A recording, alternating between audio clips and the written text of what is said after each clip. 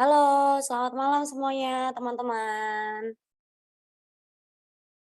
Gimana suaraku udah jelas nggak masuk ke sini?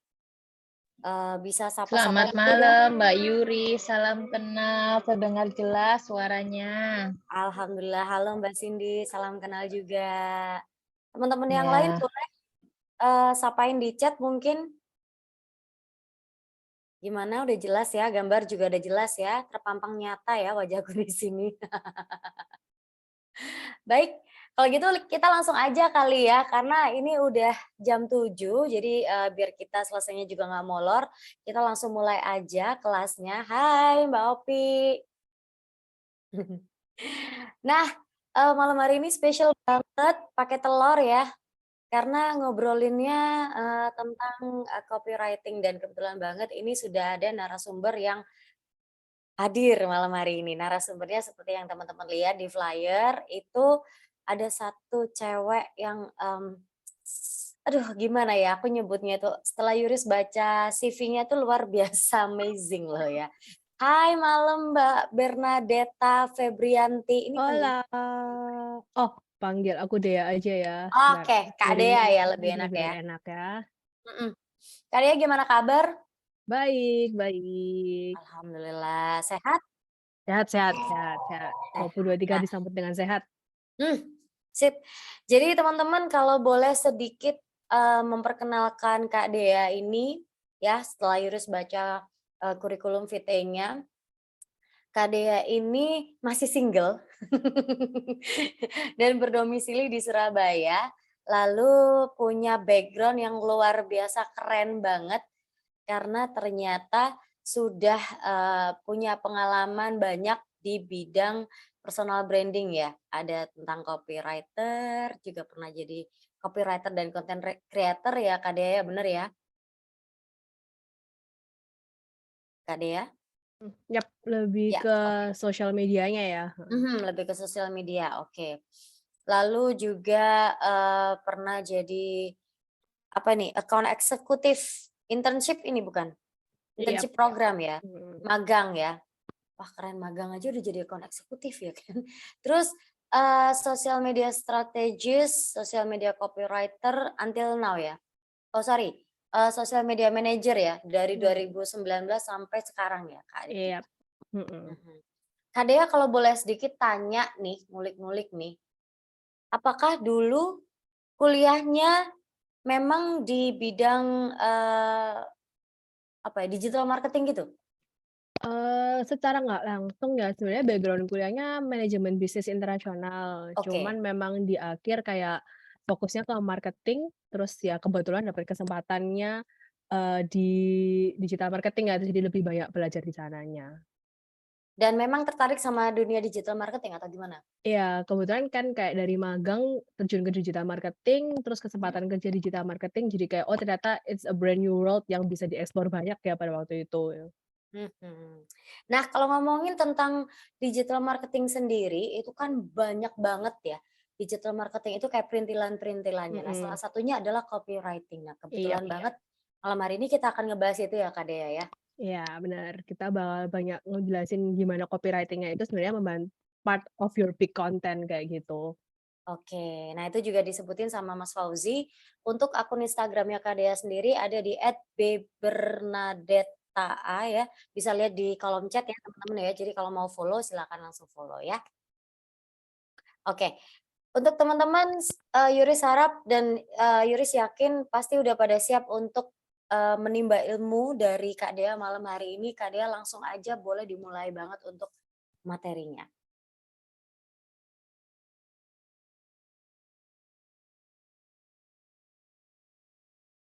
Kak Dea suaranya nggak kedengeran, Oke. ke-mute? Oke, Oh sorry, aman apa aman share aman. screen-nya saya udah muncul?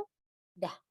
Oke, kalau gitu saya mulai dulu. Selamat malam, selamat sore semuanya, halo. Oke, perkenalkan saya Dea, saya di sini sebenarnya, banyak bekerjanya di bidang sosial media.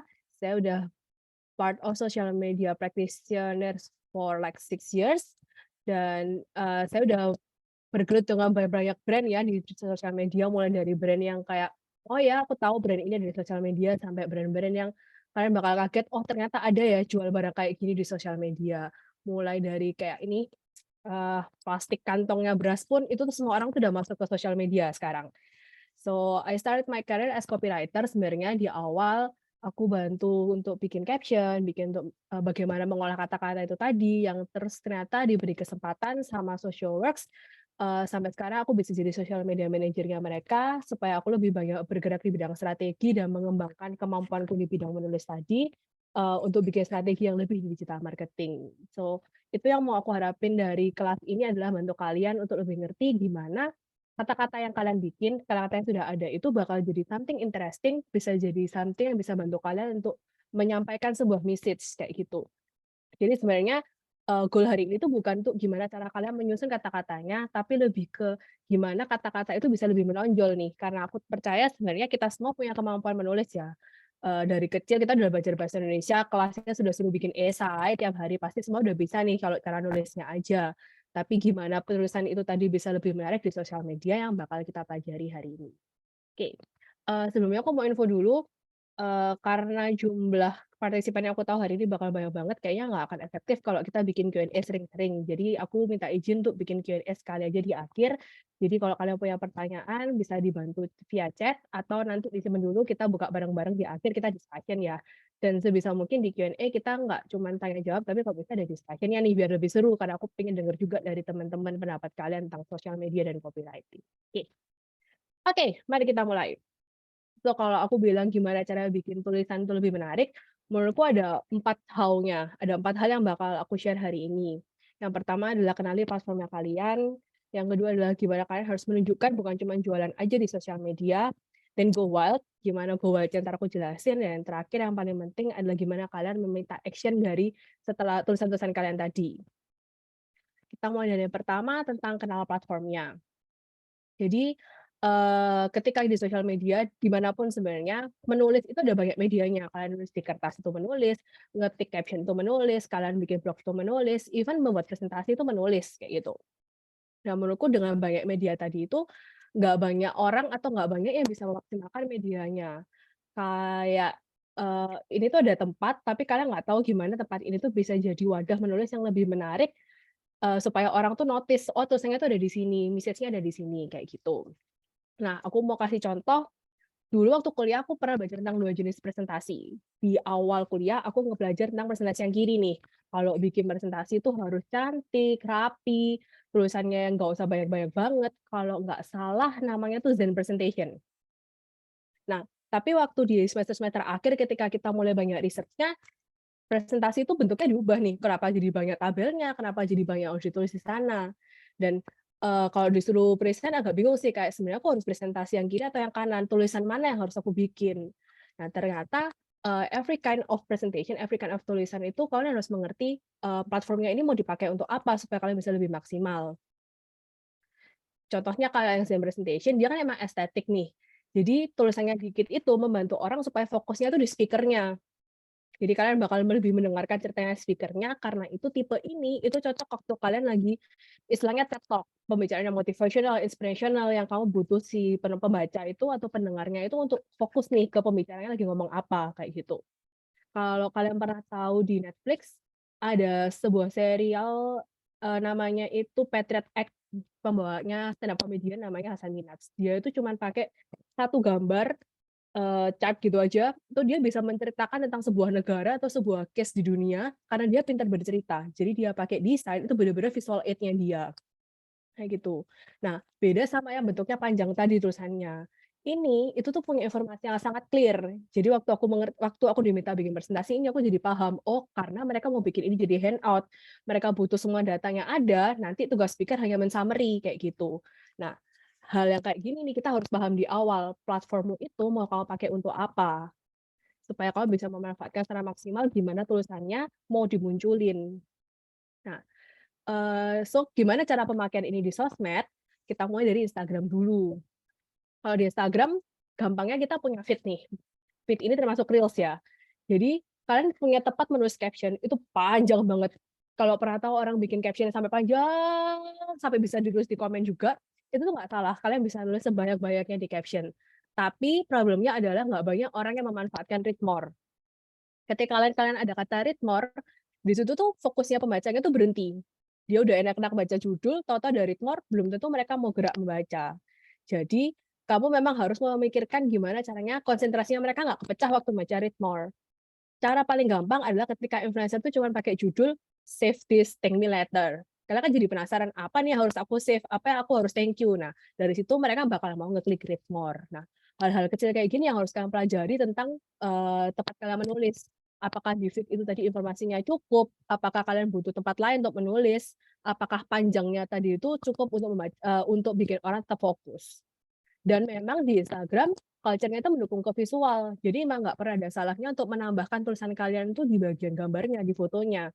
Itulah kenapa carousel post lebih sering dipakai orang untuk bikin konten yang untuk di-save. Karena orang nggak perlu baca caption, dia udah bisa baca intisarinya lewat visual. Kayak gitu. Beda sama story. Kalau di story, space-nya kalian udah terbatas. Dan kalian masih harus paruan space-nya itu sama visualnya. Jadi, di story sebaiknya memang kita go straight to the point, langsung tulis aja headline-nya apa. Yang paling penting, dan sebenarnya part menyenangkan dari story adalah kalian bisa bikin orang tap-tap terus. Jadi yang harus kalian pelajari adalah gimana kita encourage audiensnya kita untuk nge-tap. Salah satunya dengan bikin teaser kalimat. Misal, kemarin aku nyobain restoran ini, ternyata titik, titik, titik. Nah, dengan kalimat yang gantung kan orang otomatis bikin nge-tap ya, kayak, ada apa nih next-nya, kayak gitu. Hal-hal yang kayak gitu dengan kalimat pendek-pendek kalian bisa bikin orang fokus. Sebenarnya itu kurang lebih sama dengan cara yang orang membuat read more, semacam bikin clickbait.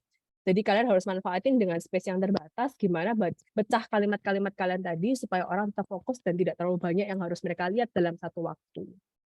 Nah, itu kalau di Instagram.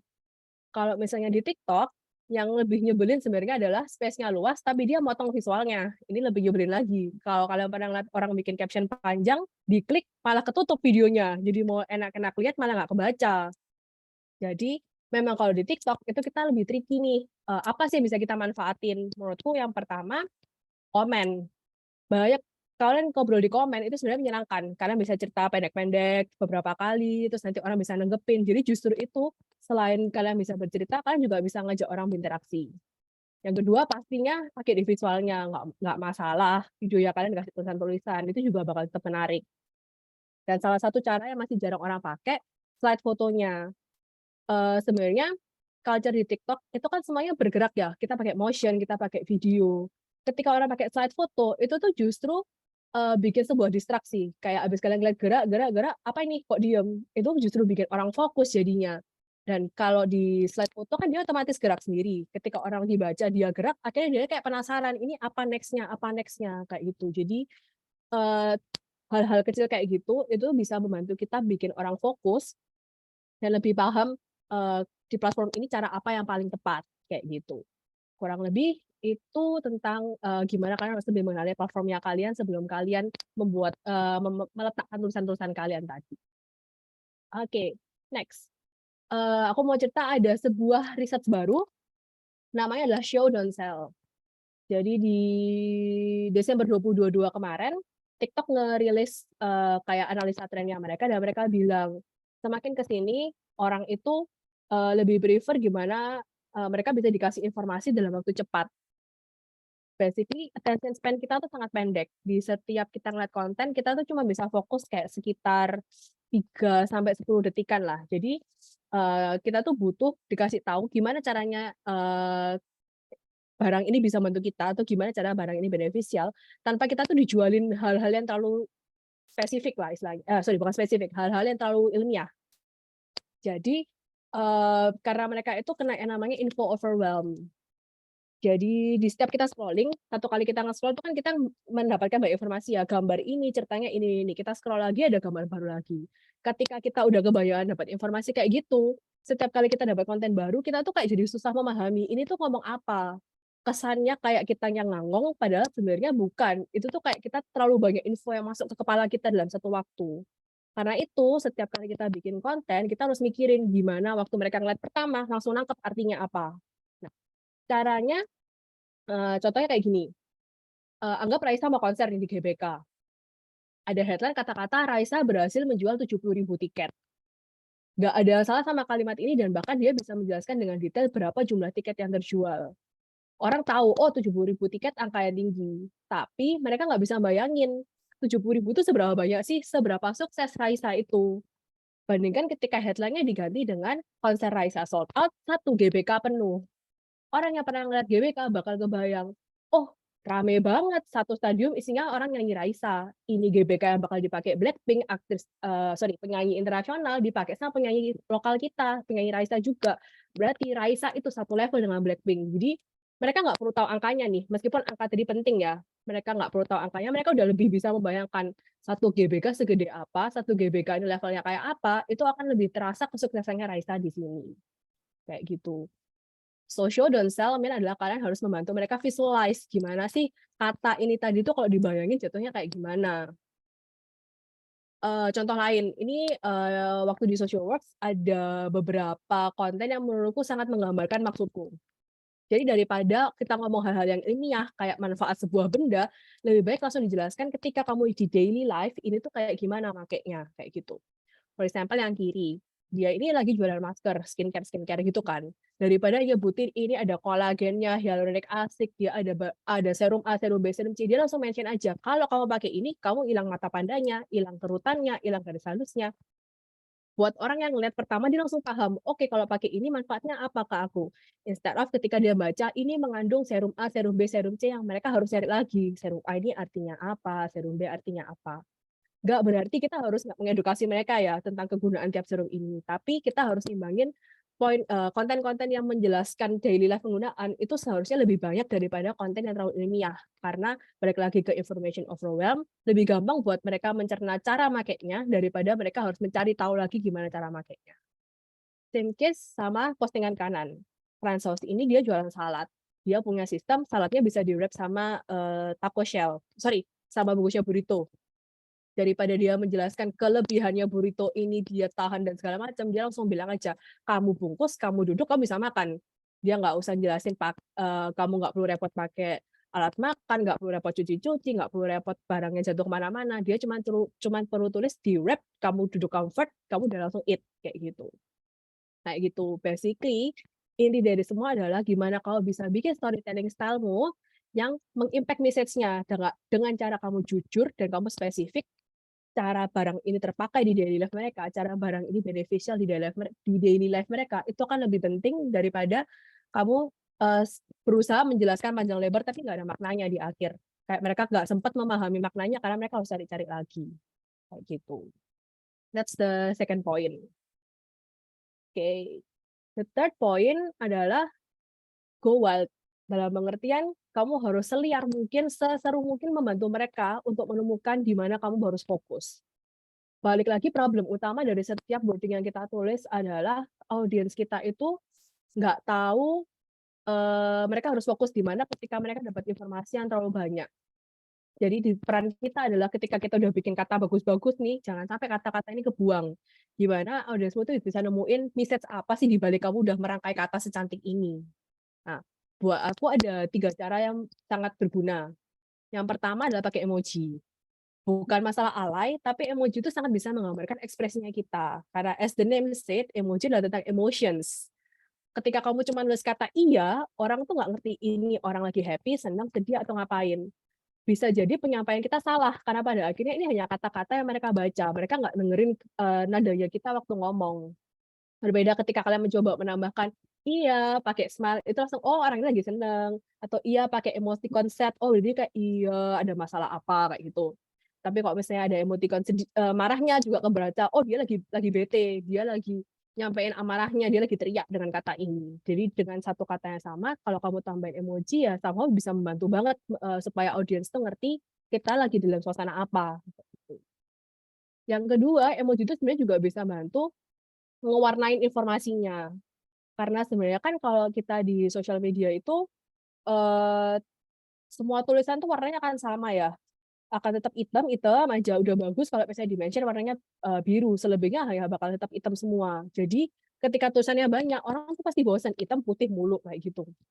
Nah, emoji itu satu-satunya yang bisa berwarna somehow di sosial media, di caption kalian. Jadi di situ ketika kalian memberi warna, kalian bisa nih, ngasih mata mereka tuh tunjuk, "Eh, ini loh ada yang berbeda, eh, ini loh yang harus kamu baca," kayak gitu. biasanya aku makanya kayak aku apit gitu pakai 2 emoji yang warnanya, ngejreng, norak gitu lah. Jadi nggak pakai warna hitam lagi karena supaya orang ngelihat, "Oh, ada informasi penting di sini." Contohnya, beberapa waktu yang lalu kita ada kerjasama sama Sarung Gajah Duduk. Sarung Gajah Duduk ini bikin web series dan ternyata kita sukses dapetin 100.000 total views. Kayak ini angka yang sangat luar biasa buat first time-nya kita. Kita mau pamer nih, gimana caranya? Angka yang kita mau tunjukin ada 100.000 total view itu nggak bakal kebaca karena kita nggak bisa, improve, warnanya.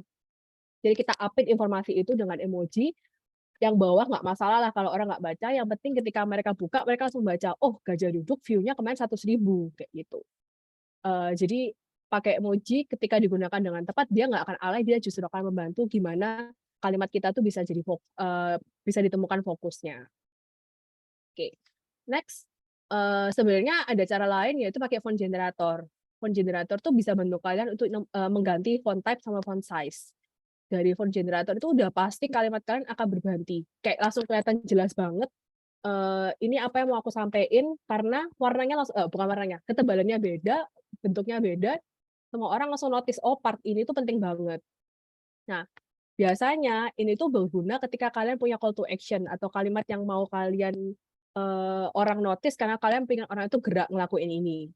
Nah, buat contohnya, beberapa waktu yang lalu di Socialworks kita bikin semacam art discussion, kita bikin kayak little gallery, dan kita mau undang orang datang. Nah, supaya mereka tetap ingat lokasinya di mana dan nama acaranya apa, part itu selalu kita kasih warna beda dan warna itu font size yang berbeda dan kita ulang. Jadi di setiap postingan kita yang membahas acaranya, meskipun di acaranya itu di postingan itu hanya ada logo, mereka bakal inget, "Oh, ini tuh kemarin yang nama acaranya Designer Response, ini yang akan diadain di jalan lalalala, tanggal lalalala," kayak gitu. Nah, problemnya cuman ketika kalian mau bikin postingan ini untuk ads, ini bakal agak susah karena biasanya Meta Ads atau Google Ads itu nggak mau mengenali font generator. Dia kan hitung itu sebagai kayak scam gitulah ya. Jadi dia memang tidak baik untuk konten-konten yang akan di-ads. Manfaatkan mereka untuk daily konten, kalau misalnya di-ads, gimana-gimana harus kembali ke bikin konten yang pakai font biasa aja, kayak gitu. Oke, dan kalau tips terakhir adalah kalian harus bikin bullet points. Meskipun kita udah bikin panjang lebar, kalian juga harus tega untuk menghapus kata-kata itu tadi karena balik lagi, information overwhelm itu adalah kata kunci utama yang terjadi di audiens kita sekarang. Mereka nggak mau baca terlalu panjang, mereka pengen tahu intinya aja. Kalau mau baca lebih panjang, mereka baca di postingan lain. Kayak gitu. Jadi, salah satu cara terbaik adalah nge-list down. Biasanya ini tuh kenapa postingan sekarang tuh banyak yang top 5 bla bla bla, 4 cara bla bla bla. Ketika mereka udah tahu mereka cuma perlu baca 4, itu akan lebih mudah bagi mereka paham. Oh, 4 slide ke depan itu ada teorinya, sisanya nggak usah dibaca. Dah, sama kayak ketika kalian bikin list down, kalian langsung ngomong aja, kalau mau bikin reels kalian harus pastikan videonya vertikal, Instagram musik aja, nggak usah pakai musik-musik dari luar lagi. Ikuti trennya, nggak usah dijelasin panjang-panjang alasan kenapa mereka harus vertikal video, alasan kenapa mereka harus ikut tren, and so on. Karena di poin ini mereka cuma mau tahu tips and triknya apa. Poin-poin lainnya itu bisa dijelasin kalau dengan kalian bikin postingan baru. Basically, di situ kalian bisa lebih kenal bahwa si audiens itu akan tahu kalau postingan itu berlanjut beberapa seri. Kalau mereka memang tertarik, mereka akan lanjutin baca yang lain. Tapi setidaknya di satu postingan ini, mereka udah dapat poin utamanya mau ngomong apa, kayak gitu. Itu tentang kurang lebih how you can go wild untuk bantu audiensnya kalian. Oke, next one. Yang paling penting adalah gimana caranya kalian minta action. Dengan kalian minta action, tujuan dari semua cerita yang kita bikin tadi kan adalah mendrive mereka melakukan sesuatu ya, gimana kalian pingin mereka itu misalnya nge-follow kalian, nge-like kalian, kayak gitu. Action ini sebenarnya part of marketing terms, kita punya istilahnya call to action, di mana kita itu memaksa si audiensnya kita itu untuk melakukan immediate action. Immediate action-nya itu apa, tergantung apa yang kita ucapin. Ini tuh biasanya kalau di YouTube kayak saya, jangan lupa ya, klik like, subscribe, komen, share video ini, dan sebagainya. Itu yang dinamakan call to action. Bad news-nya adalah sebenarnya kalian cuma boleh minta mereka ngelakuin satu action. Karena bayanginnya gini, kalau zaman sekolah kita dikasih PR banyak tuh males. Same goes ketika audiensnya kita dikasih banyak PR. Setelah nonton YouTube, kalian harus subscribe, harus nge-like, harus komen, harus nge-share. Ya kalau mereka dengar 4-4 ini. Kalau enggak, mereka bingung mana yang harus dilakuin, mana yang menjadi prioritas di antara 4 ini. Yang akhirnya mereka malah nggak ngerjain sama sekali. Kan percuma ya kalian udah bikin konten bagus-bagus, tapi nggak ada action yang terjadi dari sana. Jadi fokus aja di satu action. Dan action ini bisa kalian bikin nggak usah templatean. Jadi kayak tiap kali kalian bikin konten sesuaiin nih konten yang kayak gini itu mau call to action-nya apa, konten yang kayak gini call to action-nya apa kayak gitu. Dengan demikian eee, kalian bisa bikin konten yang lebih variatif, tapi kalian juga bisa maksa mereka untuk melakukan sebuah tindakan sesuai dengan yang kalian inginkan. Oke, salah satu contoh yang aku pernah tahu adalah, kafe di Surabaya namanya Oni House. Kafe ini punya banyak hal di dalam satu kafenya dia. Dia punya dining area, dia punya jualan flowers, dia juga punya, jualan living room things kayak gitu. Nah, mereka bikin template yang tetap fleksibel. Ketika kamu mau dining, nomor teleponnya ini, ketika kamu mau floral, kamu caranya gimana, ketika kamu mau yang, lifestyle things-nya kamu harus ngapain. Template ini mereka sesuaikan dengan tipe kontennya. Jadinya ketika orang baca mereka nggak bingung, kalau aku lagi buka gambar dining ya aku memang disuruh untuk dining, ketika aku buka gambar florist aku memang disuruh florist. Nggak perlu yang ketika buka gambar dining kamu dapat informasi nomor teleponnya Only Kitchen sekian, nomor teleponnya florist sekian, nomor teleponnya living lifestyle things-nya nomor berapa, kayak gitu. Mereka nggak kebayang informasi langsung aja waktu dining nomornya ini, waktu florist nomornya ini, kayak gitu. Nah, hal-hal yang kayak gini itu tuh kelihatannya sepele, tapi sebenarnya ketika dilakukan dengan benar bisa nge-drive action yang lebih baik daripada kalian memaksakan banyak informasi ke mereka. Nah, itu 4 hal utama. Jadi menurutku ketika kalian bikin, kata-kata, lebih penting ketika kalian bisa memaksimalkan part ini, maksimalin platformnya, gimana kalian bisa ngasih mereka tunjuk yang honest, spesifik, bisa membantu mereka fokus dan bisa nge-drive mereka ke action. Tapi di luar itu semua menurutku ada bonus tips yang menurutku kalian harus tahu, kayak apa yang harus kalian lakukan supaya tulisan kalian tuh lebih bermakna. Yang pertama, menurutku kita harus banyak read and compare. Menulis itu nggak cuma sekedar kita nulis, tapi kita juga harus cari referensi. Ketika kita banyak baca, baik itu bacanya itu sebenarnya cuma nge-scroll Twitter, ngeliatin, caption orang lain, bisa juga kalian baca artikel-artikel di website, itu sebenarnya bisa membantu kita untuk memperbanyak kosakata. Kita bisa tahu, oh ternyata vocab ini tuh cocok sama kalimat ini, ternyata cara ngomongnya kayak gini, itu tuh lucu, cara ngomong kayak gini tuh bisa annoying, oke aku nggak akan menggunakan kata-kata ini, seperti itu. Same case, kalian juga bisa mengeksplor banyak cara penyampaian. Kayak misalnya, ternyata kalau di Twitter bikin thread itu lebih seru, kalian bisa cerita panjang lebar ke bawah nggak ngabisin space-nya. Atau di Instagram ternyata punya fitur katalog, jadi kalau kalian bikin satu cerita itu bisa dijadiin buku aja di katalog, ketika kamu mau kasih tahu orang kamu tinggal kirim katalognya. Atau, kalau balik lagi tadi kayak di TikTok ternyata ada cara pakai foto slide atau ngobrol bisa pakai komen, nggak cuma langsung kata-kata di caption, seperti itu. Dan dari reading and comparing ini kita jadi bisa nemuin juga cara storytelling yang menurut kamu paling nyaman, cara storytelling yang paling bisa menyampaikan message-mu itu yang seperti apa, kayak gitu. Nah, setelah kalian read and compare, jangan lupa note everything. Sepinter-pinternya orang dia pasti bisa lupa. Jadi selalu cari cara untuk mengakses sebuah notes yang bisa kalian pakai setiap saat. Either itu di HP, either kalian selalu bawa buku atau selalu naruh di Notion. Pokoknya punyalah sebuah notes yang kalian bisa mencatat ketika kalian dengar, kata-kata ini bagus ya, aku simpen dulu. Kosakata ini bagus ya, aku simpen dulu. Oh, temanku cerita ini jadi bagus deh buat jadi bahan cerita lain kali. Nah, itu bisa disimpan semua. Dan jangan cuma take notes, kalian harus nge-review notes itu lagi. Biasanya justru ide itu bisa datang ketika kalian nemuin 2 notes, terus nemu jalan utamanya, kayak nemu benang merahnya gitu. Oh, ternyata cerita ini sama cerita ini nyambung ya. Ternyata cara penyampaian yang ini sama cara penyampaian yang ini kalau digabung bisa jadi cerita yang menarik kayak gitu. Jadi balik lagi jangan lupa nge-notes tapi jangan lupa juga untuk mereview setiap tulisannya kalian. Next, do the extra miles. Perbuatlah hal yang lebih supaya hasil kalian lebih bagus. Kalau menurut aku salah satu cara yang terbaik adalah dengan memperbaiki cara tulis. Biasanya kalau bikin tulisan itu aku selalu mengecek berulang kali ke beberapa aplikasi. Kalau itu bahasa Inggris, aku biasanya yang pasti nulisnya di Grammarly. Jadi Grammarly itu sebuah situs yang bisa bantu kalian untuk mencari apakah kata yang kalian gunakan tepat, tenses-nya tepat, penyampaiannya itu sopan, profesional, jadi kayak kita tuh bisa nge-set goal gitu di awal kan. Jadi it will be easier buat kamu untuk kenal, oh cara penyampaian ini tuh nggak bule banget, ini terlalu Indonesia, oke kayaknya nggak pas kalau marketnya yang baca orang bule, kayak gitu. Next, cari sinonim, itu juga penting.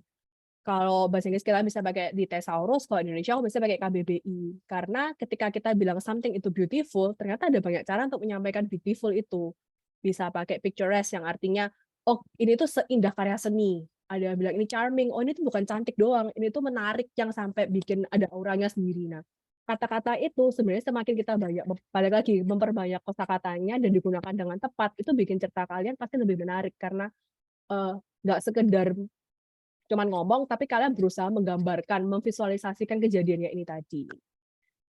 Baik kalau Indonesia bisa pakai KBBI, di KBBI yang paling penting adalah cara penulisan yang tepat, karena banyak banget case kita sekarang nulis karena asal-asalan jadinya itu nggak tepat, kayak misalnya awalan kata di, awalan kata ke itu pasti banyak yang salah, dan itu sebenarnya, nggak bener juga kalau diterus-terusin. Semakin kita bisa menghargai kata itu tuh, bacanya akan lebih gampang buat orang mengerti.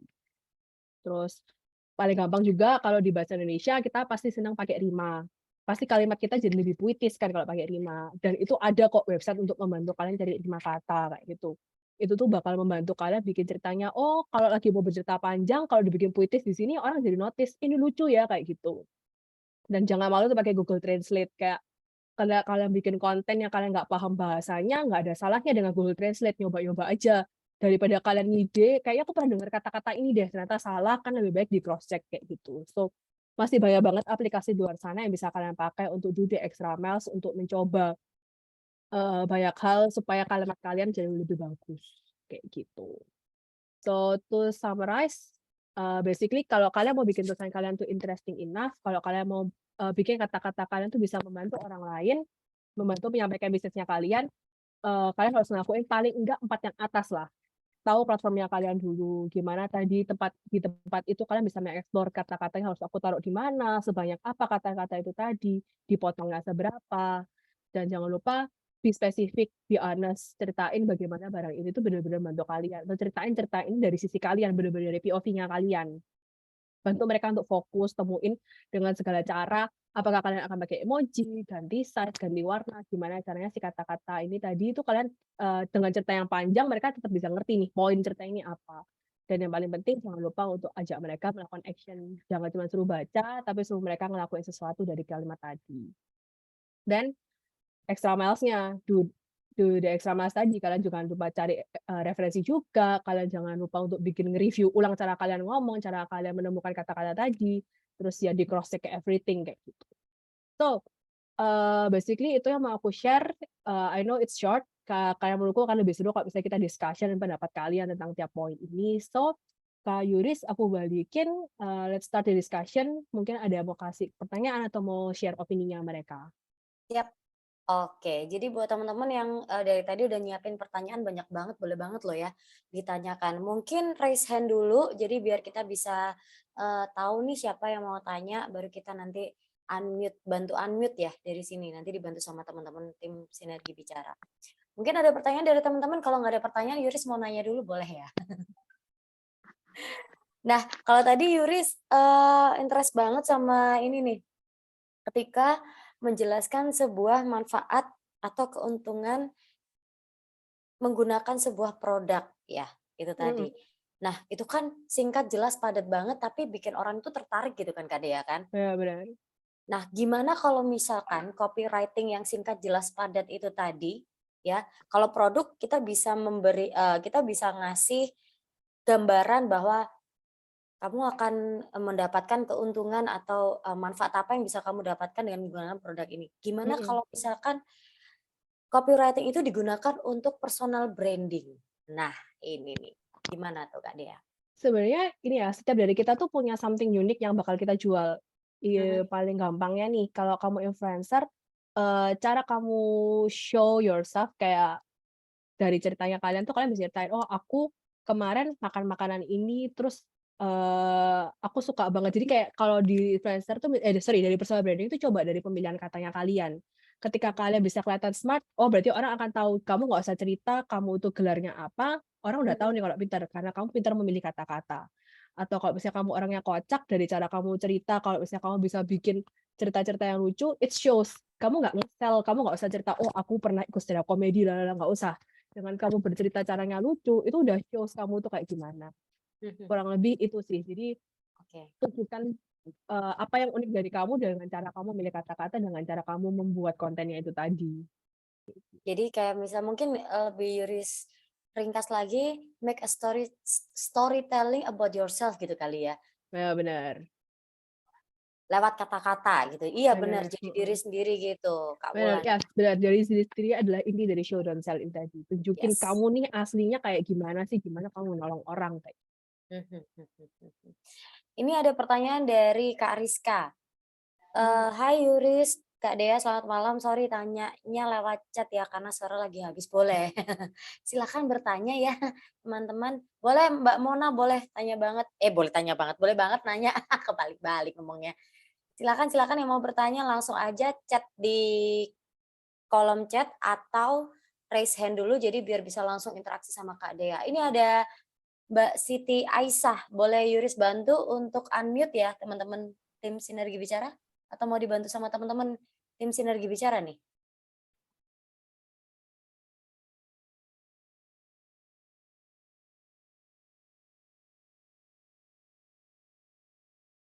Ya, oke. Mungkin by chat dulu mungkin. Oh, udah di-unmute. Silakan Kak Siti Aisyah. Oke, terima kasih Mbak Yuris atas waktu dan kesempatannya. Halo, selamat malam Mbak Dea. Izin tanya. Malam. Mbak Dea, kadang saya tuh suka bingung ya karena saya tuh terbiasa pakai bahasa yang baku ya, karena ngajar di kelas kan pakai bahasa baku ya. Terus kalau dimasukin ke konten, itu tuh rasanya kalau pakai bahasa baku tuh nggak masuk ke teman-teman mahasiswa yang biasa berselancar di sosial media pakai bahasa gaul gitu ya. Kadang suka bingung tuh Mbak Dea, gimana ya cara ngatasinya atau harusnya saya tuh pakai bahasa-bahasa atau kata-kata yang seperti apa sih? Ini kalau pendapat saya ya Kak, saya pribadi merasa bahasa baku tuh seru. Kayak di situ ketika mendengarkan Kakak, saya justru, oh ada kosakata ini ya. Even tadi Kakak mention selancar, oh aku nggak pernah loh pakai kata selancaran di sosial media kayak gitu. Sebenarnya buat beberapa orang itu menarik sih Kak. Jadi kalau dari saya, there's nothing wrong dengan menghilangkan keunikannya Kakak tadi. Nah, masalah gimana itu bisa ditanggapi sama mahasiswanya atau muridnya, menurut saya sih selama bisa diimbangi kayak kita juga harus berusaha mengimbangi mereka di lain mereka mengimbangi kita ya. Dengan kita banyak tadi lagi tadi kalau kita read and compare, kita coba, oh ternyata ada kata ini yang kalau disambungin dengan kata baku masih bisa nyambung atau setidaknya pakai sedikit-sedikit kosakatanya mereka, kayaknya tuh masih bisa membuat mereka tertarik, tapi mereka juga belajar dari kita kayak gitu. So menurutku sih jangan ngilangin jati dirinya Kakak yang menurutku udah sangat keren tadi. Tapi kita tetap harus berusaha memasukin dikit-dikit lah ke harapannya mereka, kayak gitu. Iya, jadi kadang karena pakai bahasa baku, jadi ketika mau masukin bahasa-bahasa gaul tuh kayak kok agak canggung ya gitu bahasanya atau kata-katanya gitu Kak Dea. Iya, menurut itu sih, kayaknya tuh kalau menurut aku sih nggak apa-apa ya canggung karena balik lagi the authentic you itu lebih menarik sih Kak, pasti gimana-gimana gitu. Tapi ini my personal opinion ya.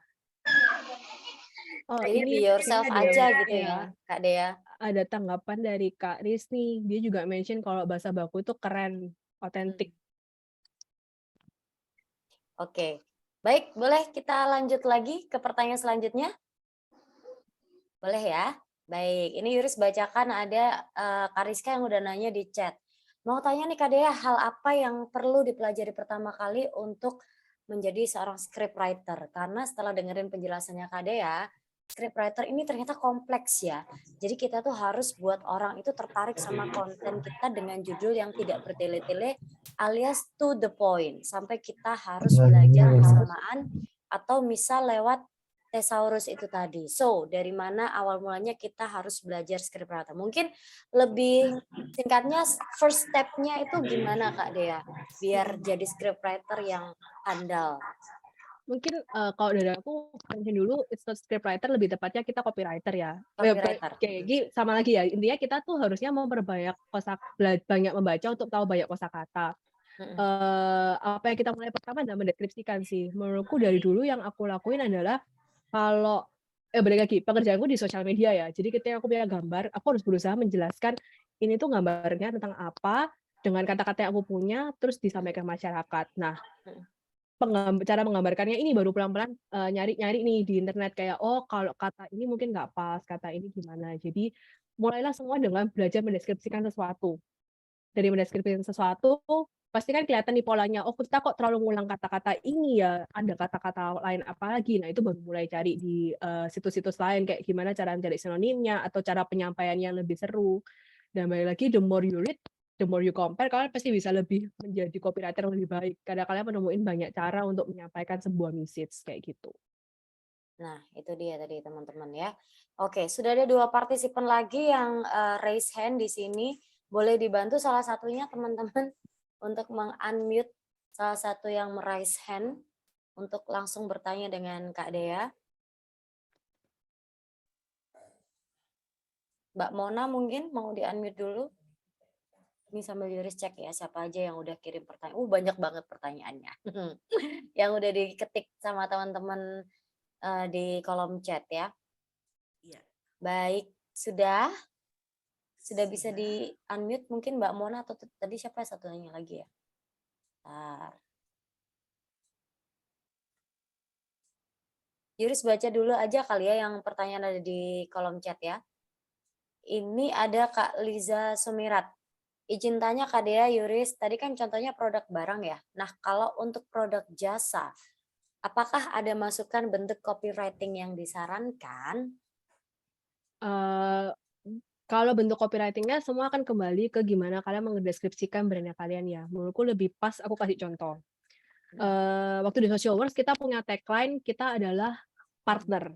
Jadi ketika kita bercerita, kita membahasakan bahwa aku ngerti nih bisnismu itu lagi apa, aku berusaha membantu. Salah satunya adalah ketika ketika kita sama-sama kena pandemi di 2020, first thing first kita ngirim mereka surat. Dan surat itu kita berusaha menjelaskan bahwa pandemi hits everyone, bisnis kita pasti struggling dengan bahasa-bahasa bisnis, dan kita mention jangan khawatir, kita tetap partnermu, kalau kamu butuh bantuan di sosial media, kita bisa bantu dengan ngelakuin hal ini. Jadi sebenarnya ketika kita punya sebuah bisnis, kita harus tahu dulu yang pertama, secara image-nya itu apa, kalian mau jadi siapa. Dari situ baru kita bisa bikin bentuk copywriting-nya tadi. Boleh nggak kalau Kak Liza mungkin kasih contoh bisnisnya apa, jadi saya mungkin bisa ada bayangan image apa yang mau dibikin kayak gitu.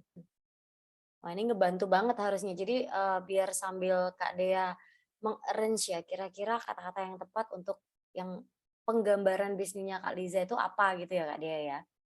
Nah.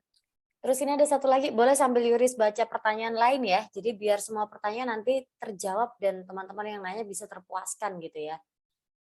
Pertanyaan ini, hai Kak Yuris, Kak Dea mau tanya bagaimana tipe buat menarik untuk konten IG agar IG bisa cepat meningkat pengikutnya, apalagi untuk sebuah lembaga atau komunitas. Wah, pertanyaan menarik ini ya. Jadi gimana caranya biar bisa meningkatkan followers ya, dengan cara membuat copywriting yang baik agar konten IG-nya itu jadi banyak yang itu nambah gitu followersnya, gimana Kak Dea? Yang harus kalian tahu dulu ya, sebenarnya ketika kalian punya Instagram, jangan pernah bermimpi naikkan followers. Instagram is all about awareness, yang kalian cari adalah seberapa besar dia menjangkau. Jadi yang harus kalian cek itu sebenarnya reach. Nah, tapi nggak berarti kalian menutup komunikasi ya. Di Instagram kalau kalian mau banyak followers, tentu kalian harus banyak bikin connection sama orang. Sosial media adalah tempat kalian bersosialisasi. Jadi bukan masalah bentuk copywriting-nya gimana, tapi kalian harus pastikan semua tempat kalian ngomong itu tuh nyampe ke mereka. Istilahnya gini, ngobrollah di chat, ngobrollah di DM, ngobrollah di komen. Ketika mereka ngobrol, jangan lupa dijawab. Udah, apapun bentuk komunikasi kalian, selama kalian ngomongnya baik-baik ya, itu akan menaikkan followers ketika kalian menanggapi. Lebih penting menanggapinya daripada kata-kata apa yang kalian pakai. Oh, make an interesting interaction ya with the followers. Oke, baik, sudah terjawab ya. Kita next ke pertanyaan selanjutnya karena banyak banget pertanyaan yang ada di sini ya. Kak mau nanya ini dari Kak Bagus Yusuf Wardana. Kesehatan konten perlu nggak kita perhatikan? Karena semakin cepat konten kita buat, yang lihat itu pusing. Nah, ini nih, pertanyaan bagus juga nih. Oke, boleh aku Mhm, mencek kesehatan konten yang dimaksud tuh gimana ya? Apakah maksudnya kayak satu frame cepet kayak gitu? mhm. Kalau yang Yuris tangkap di sini itu mungkin reels ya, jalan reels-nya itu cepet banget, maksudnya, Mhm, videonya itu kayak yang gitu, tapi bikin bingung gitu kali ya? Itu mhm. yang Yuris tangkap sih dari sini. Oke, kalau masalah kayak per frame-nya cepet terus tulisannya nggak kebaca ya, Mhm first thing mhm, first memang semua tulisan tuh harus readable ya, gimana tulisan yes. itu kebaca. Tapi balik lagi bentuk kontennya apa. Secara general iya tulisan memang harus readable, tapi ada kan trennya di TikTok yang frame terakhir emang sengaja dicepetin karena kamu Mhm pengen orang banyak view-nya. Nah, mhm ini balik ke platformnya itu tadi, tahu dulu platform mau apa, tahu apa goal mau apa. Kalau memang secara umum mau menyampaikan berita, pasti nggak boleh tulisan itu terlalu cepat. Pak, setidaknya ketika kita bikin tulisan, dicoba dulu kamu waktu baca tulisan ini sudah selesai titik, baru ganti slide mhm, berikutnya, oke. seperti itu. Tapi kalau memang tujuannya untuk bikin, view-nya naik, ya nggak salah kalian bikin frame-nya terlalu cepat, kayak gitu. Mhm. Berarti itu Gitu trik sih. aja ya, Kak Bener, Dea? iya. Mhm mhm. Oke. Dari Mbak Wida Ratna, apakah setiap marketplace bisa dipakai dengan rules copywriting yang sama? Marketplace berarti, berbeda dengan Ya, media sosial atau basically gimana? ini kan ya kayak ke Shopee, ke Tokped gitu Mhm kan ya. mhm mhm mhm Setahu saya pasti cara copywriting-nya beda ya, balik lagi setiap mhm platform caranya beda-beda. mhm Setahu saya di Shopee itu copywriting lebih baik ditaruh di mhm bagian deskripsi, mhm di gambarnya pakai video aja. Tapi kalau di Tokped, di luar mereka ya pasti video lebih di-encourage untuk visualnya, tapi kalian bisa naruh mhm detail kayak, spesifikasi produk lalalala itu di bagian mhm visual. mhm Lebih, saya sebenarnya kurang bisa mendalami Shopee dan Tokped atau e-commerce lain ya, cuman pasti mereka beda-beda dan itu mhm yang pasti dieksplor aja sih, kayak di mana orang biasa nulis informasi ini, kayak gitu, mhm mhm mhm. seperti itu. Mungkin bisa juga ini ya, Kak Dea, sering-sering baca milik lapak lain kali ya Bener, untuk referensi, bener ya? bagi compare kalian dengan tempat lain, dengan kalian banyak baca, banyak mengenal, platformnya itu pasti akan lebih mengerti di mana kalian bisa nulis. Tapi yang pasti jawabannya adalah, no, there is no one rules untuk setiap setiap tempat kalian menulis. Hmm. Oh, baik, oke. Kita lanjut ke next question dari Kak Arista Yolanda. Kak Dea mau tanya, gimana cara copywriting yang relevan dan sensors buat audience? Seringkali caption di sosial media kerasa jualan banget dan one side Mmm, communication. Wah, bagus juga nih pertanyaannya nih.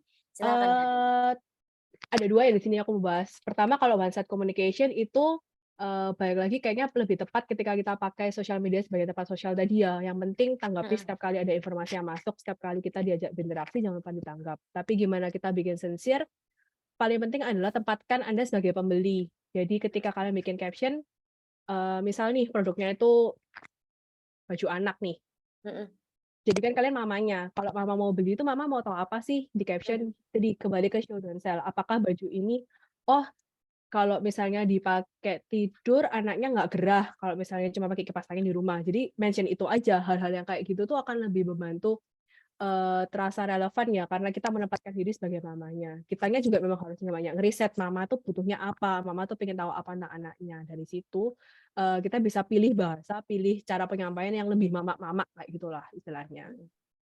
Baik. Ternyata di sini ada 2 nama Dea, selain narasumber ada juga Oh, teman bicara yang namanya Dea. Yuris jadi bingung kan. Tapi, Kak Dea jawabannya sudah terjawab oleh Kak Dea ya? oh, Iya, oke. Lanjut lagi ya, lanjut lagi. Kak, izin sharing pendapat atau opini mengenai pemakaian bahasa yang kayak yang tadi, yang mana tuh? Saya setuju Kak, apabila menggunakan bahasa yang baku atau paling tidak bahasa yang jelas. Justru biasanya, mohon maaf ya kalau melihat, membaca, mendengar bahasa yang terlampau gaul banget atau kadang sampai nggak jelas gitu, jadi kok kurang enak atau kurang nyaman atau kegaulan gitu. Nah, tanya Kak, berarti tidak ada gambaran pakem pakai bahasa yang gimana-gimana ya? Ini iya gimana nih Kak Dea? bener sih, kayak balik lagi ya, tidak ada satu rumus pakem ya, yang penting tuh kita tahu siapa yang mau baca, ini platformnya apa, kayak gitu sih. Kalau misalnya tadi kan case-nya mahasiswa ya, jadi seharusnya kan mereka ini adalah sebuah pendidikan formal ya, memang tidak salah menggunakan bahasa baku karena ya memang mereka harus belajar dengan cara itu. Nggak mungkin kita memaksakan ya bukan berarti kita nggak mengimbangi mereka ya, balik lagi ya. Cuman kalau misalnya kita terlalu banyak menggunakan bahasa gaul, nanti skripsinya mereka pakai bahasa gaul bingung juga kan. Ya mereka juga gimana-gimana harus belajar tentang bahasa baku tadi kayak gitu. Kalau Yuris dulu ini nih, sedikit cerita ya teman-teman. Jadi Yuris itu dulu suka banget baca majalah. Zaman dulu kan majalah Kawanku, Aneka ada kan ya. Ya. Nah, itu tuh kadang bahasa-bahasa yang dipakai itu ada sempilan-sempilan bahasa Inggris. Yang which is di mana waktu itu Yuris masih SMP dan nggak paham apa yang dimaksud gitu kan. Itu susah banget, apalagi zaman dulu nggak ada Google Translate ya kan. Nah, itu yang jadinya orang yang awam bahasa Inggris ya, jadinya agak bingung. Mungkin itu yang dimaksud sama Kak siapa tadi? Kak Indah Tri. Itu Yuris pernah merasakan tuh kayak gitu tuh. Jadi akhirnya apa sih nggak ngerti maksudnya gitu kali ya. Jadi kalau dulu dulu apa tuh namanya naskah ya? Kalau untuk majalah apa sih namanya? Skrip ya? Artikelnya gitu. Artikel. Nah, kalau sekarang lebih ke kayak copywriting gitu. Itu sih ya, aku pernah merasakan itu. Jadi jangan khawatir. Jangan khawatir Kak Indah Tri. Baik, kita lanjut ke pertanyaannya Kak Liza Sumirat. Ini tadi Kak Dea nanya kan, kira-kira usahanya apa gitu kan ya. Ini ternyata Kak Liza Sumirat ini adalah seorang voice over talent. Jadi menjual jasa pengisi suara Kak Dea gitu. Gimana sih kalau misalkan seorang VO talent mempromosikan dirinya sendiri dengan menggunakan copywriting yang tepat? Kalau pendapat saya ya, VO tuh paling seru kalau misalnya dia menceritakan hal secara lucu. Basically kayak ngelihat Christo Emmanuel, dia kan VO dan dia kayak, kalau VO tuh kan bisa ngerjain orang, bisa bikin suara-suara lucu-lucu itu tadi. Itu menurutku paling seru kalau kamu menggunakan bahasa-bahasa casual. Kayak atau tiruin cara orang yang kalian yang kalian voice over tadi. Jadi misalnya nih, nge-voice over tentang voice over produk rumah tangga, ya ceritanya kalian ya jadi kayak ibu-ibu yang bercerita rumah tangganya, nge-voice over konten tentang video anak, ya jadilah anak-anak yang lagi bercerita itu bakal lebih menarik, kayak kelihatan kalau kalian tuh sangat mendalami peran itu tadi dan kelihatan bahwa si VO talent ini tuh punya banyak referensi tentang materi yang dia bawain.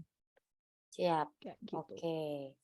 Sudah terjawabkah Mbak Liza Sumirat sebagai seorang VO talent harus seperti apa gitu ya? Semoga tercerahkan ya. Nah, kebetulan tadi udah ada yang raise hand tapi tiba-tiba raise hand-nya hilang dan beralih pertanyaannya ke kolom chat. Yuris boleh mengundang teman-teman yang udah raise hand tadi untuk on mic ya, Kak Dea ya. Jadi biar bisa ada interaksi gitu ya. Silakan. Oke, Mbak Mona Lisa Novitasari boleh di-unmute untuk langsung nanya ke Kak Dea. Nah, ini dia. Halo.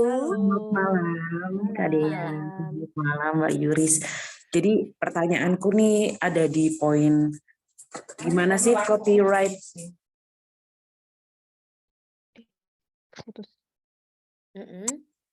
Mohon maaf.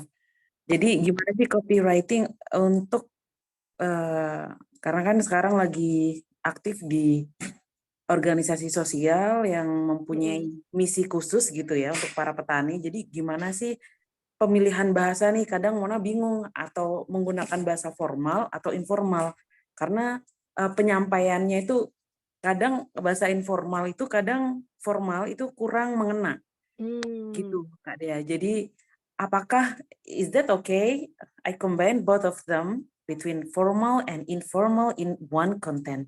Itu kayak bakalan, wah ini orang bakalan nangkepnya gimana ya, ini kan organisasial nih, ini bakalan ketangkepnya, oh organisasimu ini bisa formal bisa informal ya, atau wah nggak sopan nih kok bisa campur-campur gini Mbak kata-katanya. Itu loh Kak Dea. Thank you Kak Dea. Thank you Mbak Yuris. Kalau menurut saya sih daripada dicampur lebih tepat dipindahkan platformnya ya. Story atau TikTok itu tuh sifatnya raw. kita mau cerita apapun di detik itu tuh lebih tepat diceritain di sana. Jadi kalau mau pakai bahasa informal yang dirasa lebih mengena, lebih baik ditaruh di story atau TikTok. Tapi di feed karena akan dibaca orang umum mungkin bisa pakai yang formal. Saya nggak tahu sih petani ini tadi itu arahnya kemana. Cuma biasanya kalau menurut saya kalau membantu petani pasti arahnya bakal dibaca orang-orang berkedudukan atau misalnya orang-orang yang kayak untuk jadi investor misalnya kayak gitu ya. Pasti akan lebih enak dibaca mereka bahasa formal. Tapi di story kita bisa lebih meng-engage lebih menaikkan awareness aja, lebih kayak, "Oh ini loh ada organisasi yang kayak gini," ke orang-orang umum yang karena itu pakai bahasa informal nggak apa-apa. Jadi bukan tentang formal atau informalnya, tinggal ke mana platform yang lebih tepat gitu aja sih, Kak, kalau menurut saya. Thank you, Menyesuaikan Kak Dea. platform. Iya, Oke. thank you. Aku udah menemukan jawabannya. Terima kasih. Sama-sama, Mona. Terima kasih. Oke, kita lanjut ke next question. Ini Yuris mengundang sekali lagi ada satu teman bicara yang sudah mengirimkan pertanyaan lewat chat. Silakan Mas Evan Rifai untuk langsung nanya-nanya ke Kak Dea. Mas Evan? Halo, selamat malam. Malam. Halo Mbak Dea, terima kasih atas kesempatannya. Oh iya nih, aku mau tanya Mbak. Jadi kan aku juga sebagai tim digital marketing di salah satu training center, jasa juga. Bagaimana sih cara mengolah kata-kata teknis dari perusahaan, itu kita rubah menjadi kata-kata yang menarik di media sosial. Terutama kan kita harus sesuai dengan target audiens kita. Iya. Ya kan Kak, itu bagaimana sih mengolah dari kata teknis tersebut menjadi kata-kata yang sesuai target audiens kita, yang terkadang kita juga butuh action dari mereka, yang mereka juga bisa berinteraksi dengan kita, itu sih Kak. Oke. Gimana cara merubahnya, sebenarnya lebih ke ini ya, kita harus memperkaya kata yang gini, balik lagi, tempatkan posisi kamu tuh sebagai audiensnya. Ketika menurut kamu audiens ini tahu nggak sih kata-kata tadi yang mostly teknis pasti mereka nggak akan tahu ya. Gampangnya gini, di Socialworks kita punya jasa mencarikan namanya TikTok affiliate. TikTok affiliate itu sebenarnya intinya adalah influencer, tapi dia otomatis menjualkan. Ya. Nah, ketika kita ngomong ke klien atau kita ngomong ke brand, kita nggak akan bilang itu namanya affiliate. Kita akan bilangnya influencer tapi minta komisi kayak gitu.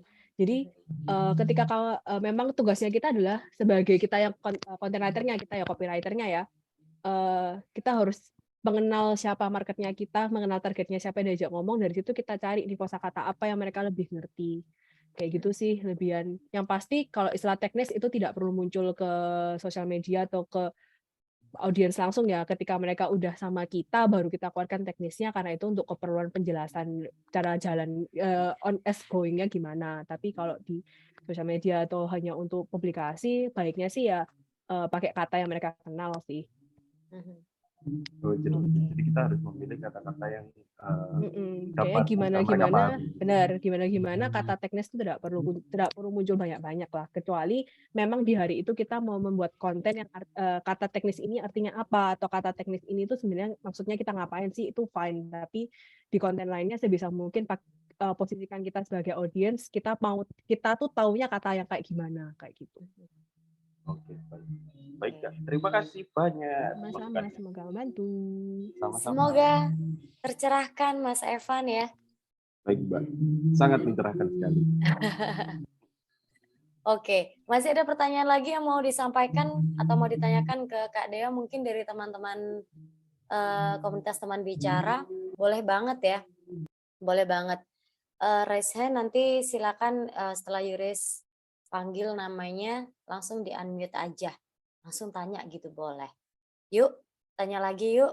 Ini sebenarnya banyak loh pertanyaan-pertanyaan yang mungkin belum terjawab. Ya, Mbak Eki Wulan silakan. Ini bener cewek kan Mbak Eki Wulan ya? Bener ya? Iya benar Mbak Yuris, terima kasih. Silakan. Iya. Iya, oke, Mbak Dea, ini saya mau bertanya gini nih karena nyambung dari Mas Evan tadi ya tentang trainer center. Kalau di saya kan ada bisnis konsultan ya, Mbak Dea ya. Nah, kadang ini kita seringnya itu kita B2B ya, bisnis to bisnis. Nah, jadinya nggak main Instagram, Mbak, gitu.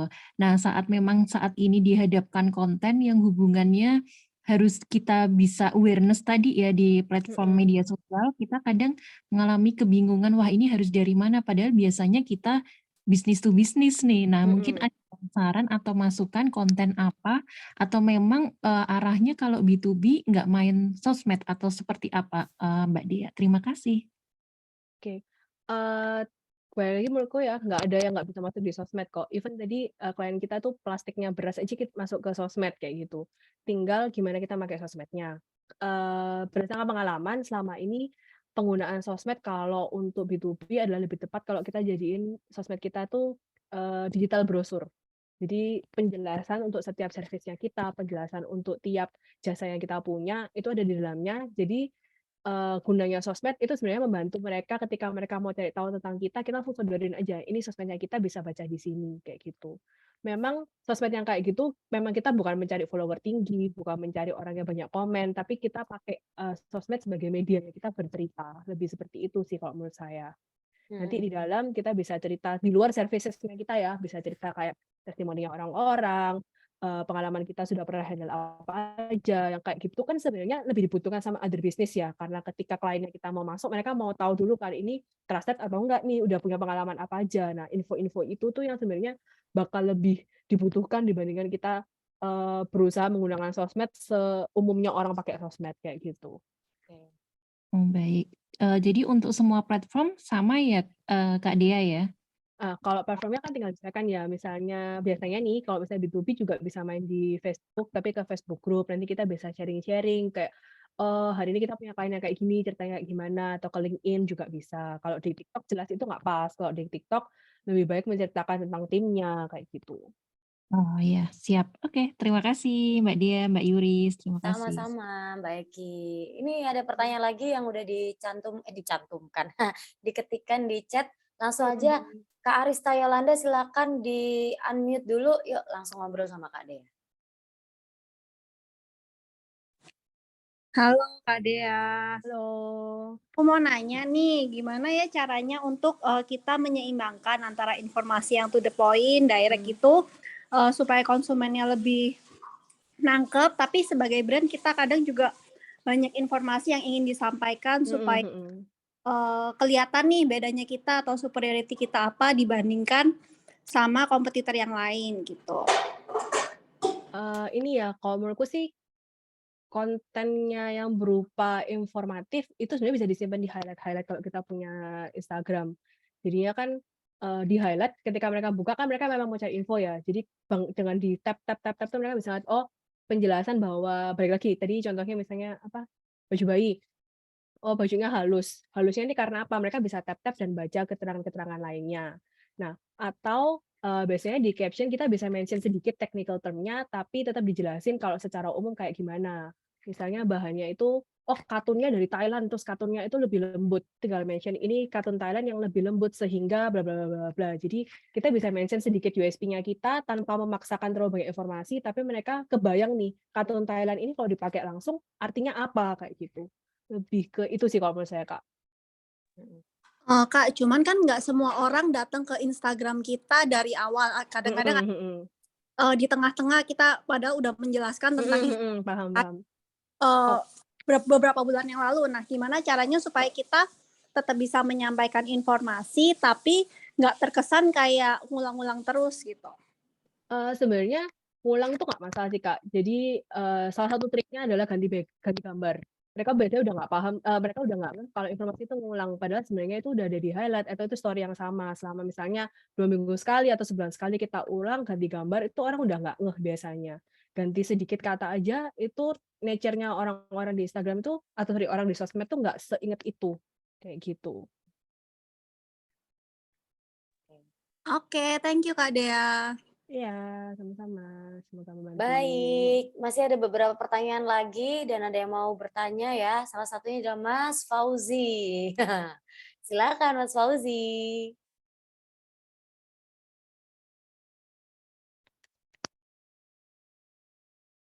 Ya, Mas Fau. Karena aku berada di tempat yang sama dengan Mbak Yuris, jadi biar tidak ada delay. menikah diri. Aku mau tanya nih ke Kak Dia. Kalau misalkan kita bikin postingan di feed, terus mau kita naikkan ke IG Ads, itu kan akan muncul juga kan captionnya di IG Ads biasanya. Nah, itu ada hal-hal khusus yang perlu diperhatikan nggak kalau kita mau bikin konten atau copywriting untuk konten yang akan dinaikkan di iklan? Oke, kalau ngomongin iklan ya, sebenarnya pemasangan paling tepat itu kalau misalnya di Facebook sebenarnya kita bisa ngeliat tata urutan bikin captionnya di Facebook. Mereka selalu minta satu primary text dan yang kedua itu headline. Sisanya itu adalah deskripsi tambahan.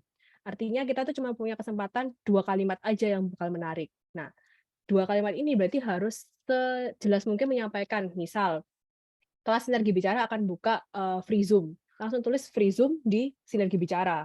Tanggal berapa. Setelah itu sisanya pembicaranya siapa atau materinya apa bisa taruh di bawahnya. Kalau misalnya dirasa itu details yang tidak terlalu penting.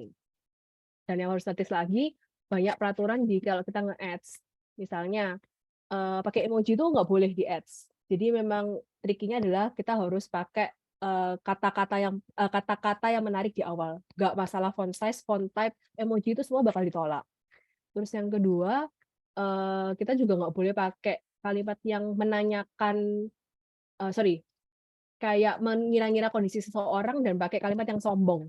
Ini aneh tapi emang nyata di Facebook peraturannya kalau kita bilang produk ini terbaik itu nggak boleh. Kita justru harus Overclaim ya. menjelaskan benar, kita harus jelasin baiknya itu apa sebenarnya. Atau misalnya kita bilang, apakah Anda merasakan sakit? Ini adalah solusinya, itu kita nggak boleh. Jadi kita harus langsung kasih tahu kalau kita adalah solusi untuk sakit kayak gitu. Itu trik-triknya di Instagram ada banyak banget, cuman basically yang harus diperhatikan secara copywriting adalah 2 kalimat pertama kita itu harus langsung ada intinya, kayak gitu.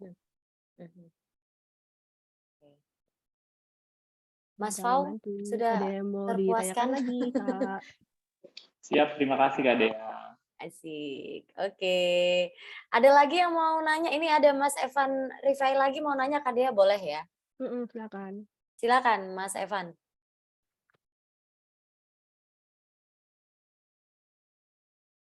Halo Mas Evan. Oh, oke, lewat chat aja katanya. Siap. Ini Yuris bacakan chatnya ya. Setelah itu nanti ada Kak Floren Andari yang udah raise hand. Mohon bersabar ya Kak Floren ya. Jadi pertanyaan dari Mas Evan adalah dalam konten media sosial apakah gambar atau visualisasi ini menjadi salah satu hal terpenting dalam sebuah konten? Thank you Kak Dea. Silakan Kak Dea. Set truth-nya iya, memang dibandingin copywriting paling pertama adalah seberapa bagus visualnya kita. Bagus itu bukan masalah fotonya artistik, tapi fotonya itu jelas menggambarkan produknya kita apa. Baru setelah itu tugasnya copywriting adalah mendukung untuk membantu kalian ngasih fokus gambar ini mau tuh artinya apa, gambar ini deskripsinya apa. Seperti itu sih. Memang tidak bisa ditolak keberadaan visual. Oke. Baik, sudah tercerahkan Mas Evan? Apakah masih ada pertanyaan lagi mungkin? Oke, terima kasih banyak. Kak Floren silakan langsung unmute aja. Hai Halo. Hai Kak Floren. Oke, pertanyaanku sih sebenarnya kalau dari sisi content creating-nya sendiri sih. Sebenarnya waktu kalau misalnya ada brand yang bilangnya mau soft sell aja gitu atau mau yang hard sell, itu sebenarnya itu ketika mereka bilang soft selling aja gitu. Tapi ketika mereka minta, oh ini harus di post juga ya informasinya seperti ini. Jadi kayak demand-nya sangat banyak gitu to a point sampai kalau mau dibuat jadi soft sell itu jadinya itu nggak bisa gitu. Kesannya itu jadi nggak bisa gitu. So apa ada tips atau trik tertentu gitu yang bisa kayak maksudnya bisa make sense nggak sih kalau misalnya dari sisinya kreator kayak kita malah memberi insight kembali gitu. Oh mendingan gimana gitu, karena kadang itu, ya aku ngerti juga ya mereka sistemnya seperti apa kerjanya, tapi kadang itu kalau untuk, kita memberi input kembali gitu, mereka malah kayak, "Oh ya tapi ini brand-nya minta seperti ini," kayak gitu. Itu gimana tips triksnya maybe? Oke, aku tahu Kak Floren ini kan TikTok content creator ya, jadi pasti aku bakal lebih menjelaskan ke TikTok. Menurutku soft sell itu bisa tunjukin lewat videonya, hard sell-nya bisa lewat kata-katanya. Jadi, kalau nggak salah menurutku contoh yang terbaik itu punyanya Kak Wulanbu kalau misalnya jelasin produk yang elektronik. Dia itu menceritakan cara pakainya, tapi dia ngasihin teks di videonya itu tentang ya listriknya sekian watt. Iya, ini ternyata jumlah ada banyak, misalnya hair dryer ujungnya ada 3 macam. Dia nggak ngomongin itu di videonya, tapi dia nulis. Menurutku itu bakal bisa membantu dua-duanya ya, karena dari sisi brand pasti mereka pengen menceritakan banyak hal. Dari sisi content creator kalian harus nunjukin kegunaannya gimana. Itu bisa tinggal diimbangin itu aja sih kalau menurutku Kak. Tinggal dari kitanya bikin konten yang menunjukkan keseharian, tapi tinggal ditambahin kata-kata dikit-dikit aja tentang teknisnya itu. Karena sebenarnya menggunakan kata teknis itu kan audiensnya kita nggak perlu tahu segitunya ya, tapi itu memang tugasnya kita untuk juga membantu brand menyampaikan mereka punya USP apa. Lebih ke itu sih. Oke, got it. Yep, thank you. Oke, ada lagi yang mau bertanya mumpung kita masih di jam 8 lebih 11 menit ya. Menurut jam di laptop yang saya pakai. Kalau misalkan nggak ada, ini ada satu surprise dari Kak Dea, karena Kak Dea tadi tiba-tiba nge-DM Yuris private gitu kan, bahwa Kak Dea mau membagikan giveaway. Sebenarnya it's not something big ya, aku cuma mau ngajak kalian untuk mempraktekkan apa yang sudah kita dengerin hari ini. Kalau berkenan, aku mau bikin sedikit game. Aku nggak apa-apa, kita bisa kerjain sekarang, bisa kerjain nanti setelah acara ini selesai. Aku tunggu kayak dalam 24 jam. Karena yang aku harapin adalah kalian bisa nge-share jawaban ini di story. Nanti aku mau lihat dari story-nya kalian. Oke. Jadi menurutku salah satu cara terseru untuk belajar mempraktekin copywriting adalah making your own bio. Kalau bio itu di setiap platform sosial media itu bio itu tricky karena space nulisnya tuh pendek banget, cuma beberapa puluh kata gitu, beberapa puluh karakter, tapi dengan jumlah yang terbatas kalian harus bisa menjelaskan kalian ini siapa, tapi juga bikin penasaran supaya orang tuh mau scroll turun ngeliat kontennya kalian. Oke. Salah satu contoh yang menarik itu aku punya temen yang dia itu lagi fangirling dan dia bikin second account. Di second account-nya ini, surprisingly dia berhasil di-notice sama artisnya. Terus dia cerita sama aku habis bikin bio kayak gini. Dia mention dia pernah muncul di YouTube-nya si artis ini, dia kasih link-nya apa, terus dia kasih kayak emoji-emoji itu menggambarkan. Menurutku ini kayak pas banget tuh menjelaskan, oh dia ini fangirl dan dia fangirl yang sukses. Dia bisa membantu pamer, sungguhan pamer ini. Dia berhasil melakukan banyak hal dengan bio-nya dia yang cuma 2 kalimat plus langsung ada action-nya. Kalau kamu lihat aku sukses, lihat di link ini kayak gitu. Nah, kalau berkenan silakan bikin bio. Kalian bisa capture hasil bio yang kalian itu, boleh akun pribadi, boleh akunnya bukan akun orang lain, akun second, atau misalnya kalian punya akun bisnis yang mau kalian update bionya, nanti bersama-sama kita bisa explore, bisa upload di story, tag-nya ke Socialworks, Sinergi Bicara, sama komunitas teman bicara. Nanti aku bakal pilih 2 pemenang, I'll give you a full 50K per winner. Nanti sambil kita bisa explore ini bagusnya apa, nanti bisa aku kasih komen-komen juga kalau kita mau sama-sama discuss kayak gitu. Yuris boleh ikutan nggak? Ya. Tetap ya. Usaha. Nah, ini menarik banget ini karena kalau Yuris boleh menambahkan sedikit Kak Dea, bio itu yang kita buat itu juga merupakan salah satu hal penting untuk personal branding ya. Benar banget. Jadi pembuatan. Jadi bio yang kita buat itu bisa merepresentasikan siapa diri kita dengan baik, tapi ya itu tadi memang harus tricky ya kalau Yuris bilang.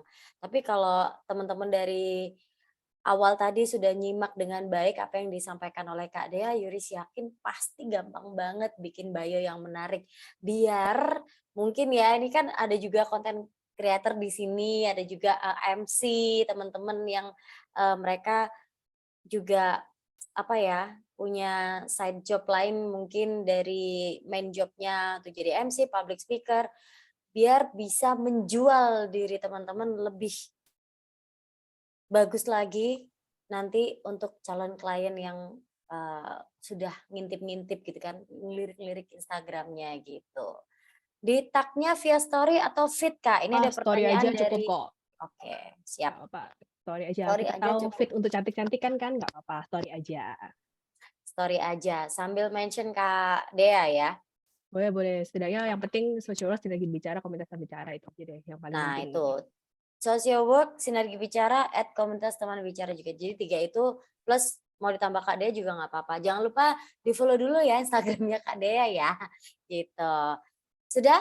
Ada lagi yang mau ditanyakan mungkin teman-teman, apakah sudah terpuaskan atau ini jamnya kita masih banyak loh. Masih ada 45 menit lagi ya. Sambil ngobrol-ngobrol boleh sharing-sharing boleh ya Kak Dea ya? Silakan, kayak this time is for discussing, kayak kalau bisa kalian juga nanggepin nggak apa-apa. Betul banget. Atau mungkin ada yang pernah punya pengalaman yang sama yang pengen disampaikan ke teman-teman, boleh banget loh sharing di sini atau tanya-tanya gitu. Masih mau tanya-tanya boleh. Aku haus akan pertanyaan gitu ya. Tapi pertanyaanku semuanya sudah dijawab sama Kak Dea gitu. Oh ya, ngomongin soal nge-review tulisan atau notes yang kita temukan ya. Cara paling gampang menurut Kak Dea, mungkin lebih tepatnya tips ya, untuk mereview kembali tulisan atau notes yang ditemukan itu gimana caranya? Biar kita nggak bingung gitu kan. Biar kita nggak bingung, aduh aku kata-kata ini tuh kayaknya nggak cocok banget gitu sama personality-ku. Terus aku harus gimana dong? Buntu. Nemuin nemuin kata-kata yang cocok untuk merepresentasikan dirinya. Gimana Kak Dea? Mungkin tipsnya? Biasanya ini sih, kalau di notes, kalau aku pribadi aku bagi-bagi. Jadi kayak ini tuh kontennya lucuan, ini tuh kalau jadi caption, ini kalau misalnya jadi quotes and so on. Dari situ jadi kayak kebayang, oh kalau kata-kata yang manis itu bisa masuk caption. Nanti kalau aku nemu buku ini bagus kata-katanya aku masukin ke sini. Kalau kata-katanya nada cantik masuk yang ke sini. Jadi lebih kayak kita dari kita harus punya kayak categorizing ya, gimana ngerapiin itu tadi. Dari sana bakal kelihatan kok kalau oh kosakata ini tuh baru nih bisa aku masukin ke mana kayak gitu. Lebih ke belajar nge-categorize aja sih. Mengcategorize ini ya kata-kata. Berarti Iya, kita harus benar. sering-sering nyatet ya. Setiap ketemu Benar, kata-kata emang baru. paling penting adalah jangan lupa download banyak banget. Kita tuh setiap hari kan itu tadi ya, banyak informasi yang kita dengerin, banyak kata-kata yang kita dengerin. Sebenarnya kalau pasti akan ada yang kayak ini bagus, itu cepetan dicatat aja sih. Pasti bakal membantu kita kayak menambah oh kemana pernah dengar kata-kata ini bagus deh kayak gitu. Iya sih bener banget itu. Itu ngebantu banget ya kalau misalkan kita lupa sama kata-kata yang kemarin udah pernah kita ini ya. Yang pernah kita temukan tapi kita lupa, kemarin aku nemu kata-kata bagus tapi apa ya gitu. Nah ini ada lagi pertanyaan dari Mas Evan. Mas Evan ini kayaknya haus akan ilmu ya malam hari ini ya. Tapi bagus banget nih pertanyaannya. Dalam hal email ataupun blasting, secara metode apakah content writer-nya sama seperti di media sosial?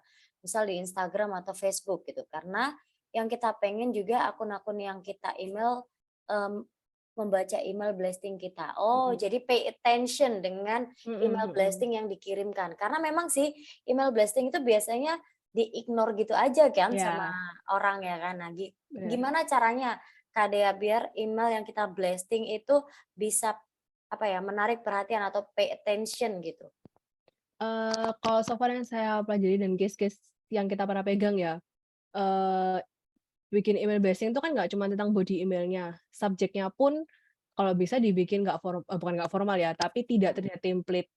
Kalau misalnya kita mau apply pekerjaan itu bisa aja kayak anunya kayak questions about apakah masih hiring atau enggak. Mereka sebenarnya karena ketika kita ngasih bentuknya pertanyaan, mereka kan kayak oh mau bantu jawab, ternyata isinya hiring kan bisa aja kan kayak gitu. Pertama bisa main di subjeknya. Yang kedua, kayaknya body email itu sebenarnya tidak perlu sepanjang itu. Yang penting langsung malah kayaknya lebih menarik ketika orang tuh pakai tambahan kata-katanya di dalam visualnya. Jadi body emailnya diisi biasanya kan ada tuh visualnya dulu, banner dulu, baru bawahnya keterangan panjang. Kalau di visualnya kita udah bisa nyampein main point-nya, sebenarnya itu udah cukup untuk jadi email blasting yang bikin orang paham isinya sih, kayak gitu. Oke, Kak Dea boleh nggak, misal Yuri juga pengen ngajakin teman-teman sinergi bicara, teman-teman bicara di sini ya, teman bicara di sini untuk nge-spill akun Instagramnya. Coba kita oprek satu persatu bio Instagram teman-teman yang ada di sini. Pada berani nggak nih? Pada berani nggak? Ayo ditantangin nih. Coba kita intip akun Instagramnya masing-masing, kita lihat bionya apakah sudah sesuai dengan yang Kak Dea maksud. Wah, Kak Kuri mau, aku juga mau. Aku boleh nggak? Aku dulu boleh nggak Kak Dea? Boleh. Boleh ya. Oke, baiklah. Aku akan spill akun Instagramku di sini. Coba sedikit dioprek-oprek sama Kak Dea, barangkali ada yang perlu diperbaiki, nanti Yuris akan coba perbaiki, ya kan? Gitu. Ya kali kesempatan kayak gini dilewatin. Tidak mau dong aku. Ini Kak Kayla Zilva juga mau. Nah, ini dia. Ini akun aku, Kak Dea. Bolehkah koreksi dikit kali ya lebih tepatnya? Oke. Ya bener apa belum? First thing first, menurutku yang keren adalah udah kepikiran untuk mengganti namanya dengan kegiatannya Kakak. MC, public Oke. speaker, announcing podcaster itu bisa membantu search engine-nya Instagram, nggak cuma nyari Kakak, tapi ketika ada orang mau nyari MC langsung ketemu, Oke. kayak gitu. Itu udah best technical thing yang udah dilakuin. Kalau turun ke bawah, yang mungkin perlu kalau dari saya pengen nge-review sih, saya pribadi nggak ngerti artinya CPS by BNSP RI. Jadi kalau memang itu bisa dipanjangkan atau bisa dikasih penjelasannya, itu bakal Oke. lebih menarik. Karena kalau yang Baik. co-founder radio streaming dan Surabaya Voice Over, saya langsung ngerti. Oh ya dia punya jabatan nih, womenpreneur. Tapi kalau yang CPS by BNSP, kerasa itu keren tapi nggak tahu apa, kayak gitu. Iya. Siap. Terus paling satu lagi Kak, tentang ini sebenarnya bukan bio ya Kak, cuma kalau saran saya it's better kalau highlight-nya dikasih nama, karena itu bakal lebih Oh. menarik. Kan itu Sebe Kakak mau sharing, tapi kalau Mhm. namanya cuma sorotan jatuhnya kayak sorotan apa, kayak gitu. Sebenarnya kalau di handphone itu aku tulis itu ada apa nih, ada cover-nya Kak, ada cover-nya terus aku tulis kayak my podcast, happy hour, terus atau mungkin Ya apa mungkin ya, ya bug-nya gitu-gitulah. Instagram ya, pasti Mhm. ada aja bug-nya. Itu sih. Tapi mungkin kalau di webnya apa Instagram web mungkin nggak bisa kelihatan ya. Oh Instagram web. Probably, Aplikasi Instagram yang di PC mungkin nggak kelihatan. Tapi di Di IG bisa ya sorry, di aplikasi aman ya? betul gitu. Nah ini udah ada beberapa teman-teman yang kirim akun Instagramnya di sini. Boleh kita spill ini ya di aplikasi Instagram ini ada @yeni_risanti. @yeni_risanti. Oh, Kayla dulu. Boleh. Boleh. Dibantu oleh teman-teman. Nah, ini dia. Dibantu oleh tim Sinergi Bicara. Yap. Wow.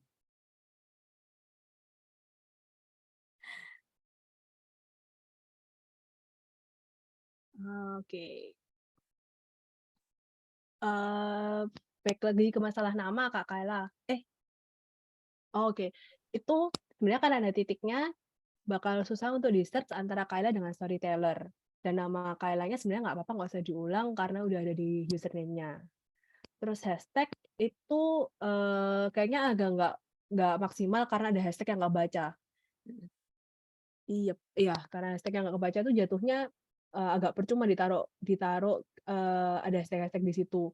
Mendingan space itu bisa diganti sama ajakan tuh buka link tree-nya, atau misalnya link tree-nya bisa diganti bit.ly dengan nama yang lebih menarik, misalnya kayak daripada link tree Kayla bisa diganti juga kayak link tree hubungi Kayla di sini, kayak gitu-gitu. Something lebih witty, karena kan toh Kayla juga masih kecil, bakal lebih seru kalau dia menggunakan bahasanya dia, kayak gitu. Oke, lebih ini ya, lebih dapat karakternya Benar, dia sendiri ya Kak ya. Oke, lanjut di akun Instagram kedua yang akan kita oprek-oprek ada siapa nih? Bentar ya. Ini ada pertanyaan dari Mas Evan. Kak, akun IG perusahaan saya boleh nggak? Siapa Iya. tahu ada masukan baik. Boleh ya, Kak Dea ya? Oke. Nah, yang kedua adalah Yeni_Risanti. Silakan. Oke. Ini sama dengan case-nya tadi ya, daripada namanya diulang, it's better kalau kalian menaruh ke VO Talent, Announcer, dan Healthy Diet Coach-nya itu di bagian name-nya yang warna blok. Tapi ke bawah itu sudah cukup menjelaskan siapa, pekerjaannya apa, dan yang sekarang tulisannya voice over itu bisa dipakai kayak satu kalimat yang menjelaskan si Kak Yeni ini. Misalnya, oke aku ambil dari postingan yang ada aja ya, kayak I am beautiful, I am love kayak gitu aja. Cuma sekedar menjelaskan satu kalimat, tapi orang tahu kayak oh orang ini tuh lagi self love-nya tinggi kayak gitu misalnya. Itu sih kayak mumpung masih ada space bisa dipakai untuk itu. Nah, yang agak sayang WA-nya itu kurang jelas digunakan untuk apa. Maksudnya sebenarnya kan untuk hubungi ya, mungkin bisa dikasih call to action dulu atasnya kayak kalau menghubungi di mana kayak gitu. Oke, itu masukan buat Mbak Yeni. Mbak Yen, sudah terjawab ya Mbak Yen ya? Apa-apa aja yang perlu diperbaiki dari bio-nya? Oke, kita lanjut ya ke next account. Ada siapa lagi nih teman-teman? Setelah Mbak Yeni, Intan Fitri, Intan_Fitri 87.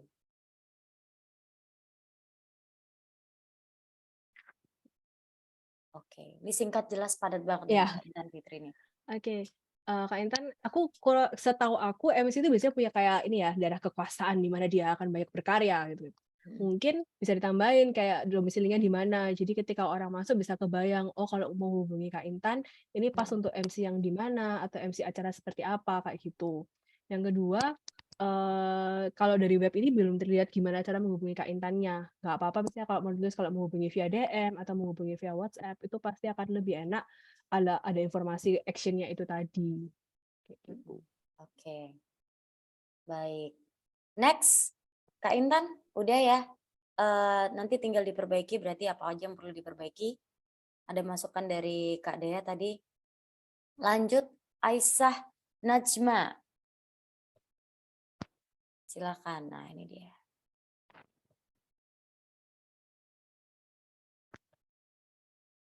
Oke. Oke, aku nggak mention masalah nama ya, karena sebenarnya bakal sama.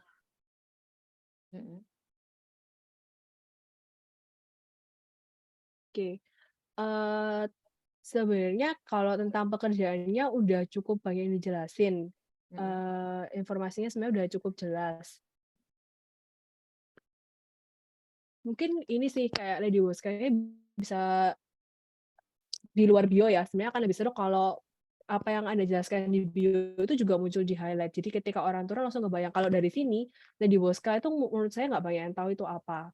Jadi bisa dibuat sebuah highlight atau postingan yang dipin deh supaya ketika orang lagi baca, ini apa kayaknya keren, dia bisa tahu artinya Lady Woskanya itu juga. Kayak gitu. Terus sebenarnya edupreneur dan dosen dan entrepreneur tidak perlu diulang. Kayaknya bisa pilih salah satu aja supaya MC-nya juga lebih bisa dijelaskan. Gitu. Ya. Next, ke Flow and Day Official. Wih, banyak banget nih yang mau di-review sama Kak Dea nih. Belum Yuri scroll ke bawah nih. Oke, ini dia Kak Floren. Wah. Ini influencer, content creator ya. Oh, dia content creator TikTok kan ya. First, dia udah nulis lokasinya itu menarik. Udah jelas orang tahu kalau mau endorse dia pasti daerah Surabaya ya. Language content creator is nice. Informasi TikTok, YouTube-nya juga jelas semua. Masalah email, kalau memang kamu mau ngurangin dari bio, kamu bisa pindah itu ke kontak. Instead, menurutku akan lebih seru kalau kamu bisa nulis salah satu unique-mu. Kalau nggak salah, dia pertama terkenal karena accents. So, kamu bisa nulis kayak something about, I can do accents kayak gitu-gitu, or do something in Indian things kayak gitu. Bakal lebih menarik dibandingkan ketika bio-nya isinya hanya informasi cara kontak aja. Oke, baik. Ini karena banyak banget ternyata yang pengen di review ya, dan kita nggak mungkin review satu-satu ternyata. Ternyata semenarik itu ya. Jadi banyak teman-teman yang akhirnya tercerahkan gitu kan. Akhirnya pengen banget untuk di-review juga sama Kak Diana. Bio itu tadi ya, easiest thing to write tapi juga trickiest thing to write. Kayak gimana kamu menjelaskan dalam hanya beberapa kata, tapi udah orang tahu kamu siapa, tapi still mau nge-scroll ke bawah kayak gitu. Betul, betul, betul. Nah, karena memang keterbatasan waktu ya teman-teman, mohon maaf ya. Memang sangat amat menarik sekali kalau kita mendengarkan penjelasan dari Kak Dean tentang review one by one-nya akun Instagram yang sudah di-spill di chat. Nah, nanti mungkin teman-teman yang penasaran dengan akun Instagramnya, bio akun Instagramnya bisa ikutan challenge yang tadi disebutin sama Kak Dea ya, Kak Dea ya. Mungkin Kak Dea bisa jelasin sekali lagi ya, tips bikin bio yang menarik apa. Jadi biar teman-teman juga, karena gini kan kebanyakan kan semuanya tuh rata-rata problemnya sama. Entah di nama ya kan, kayak Iris tadi mungkin entah di CPS tuh apa sih, dijelasin gitu biar orang-orang pada ngerti gitu. Mungkin lebih apa ya, biar lebih paham lagi gitu. Bikin bio yang menarik itu tipsnya kayak apa, Kak Dea? Oke. Aku izin share screen sebentar ya supaya lebih gampang Siap. ngejelasin arti-artinya bio itu tadi. Mhm.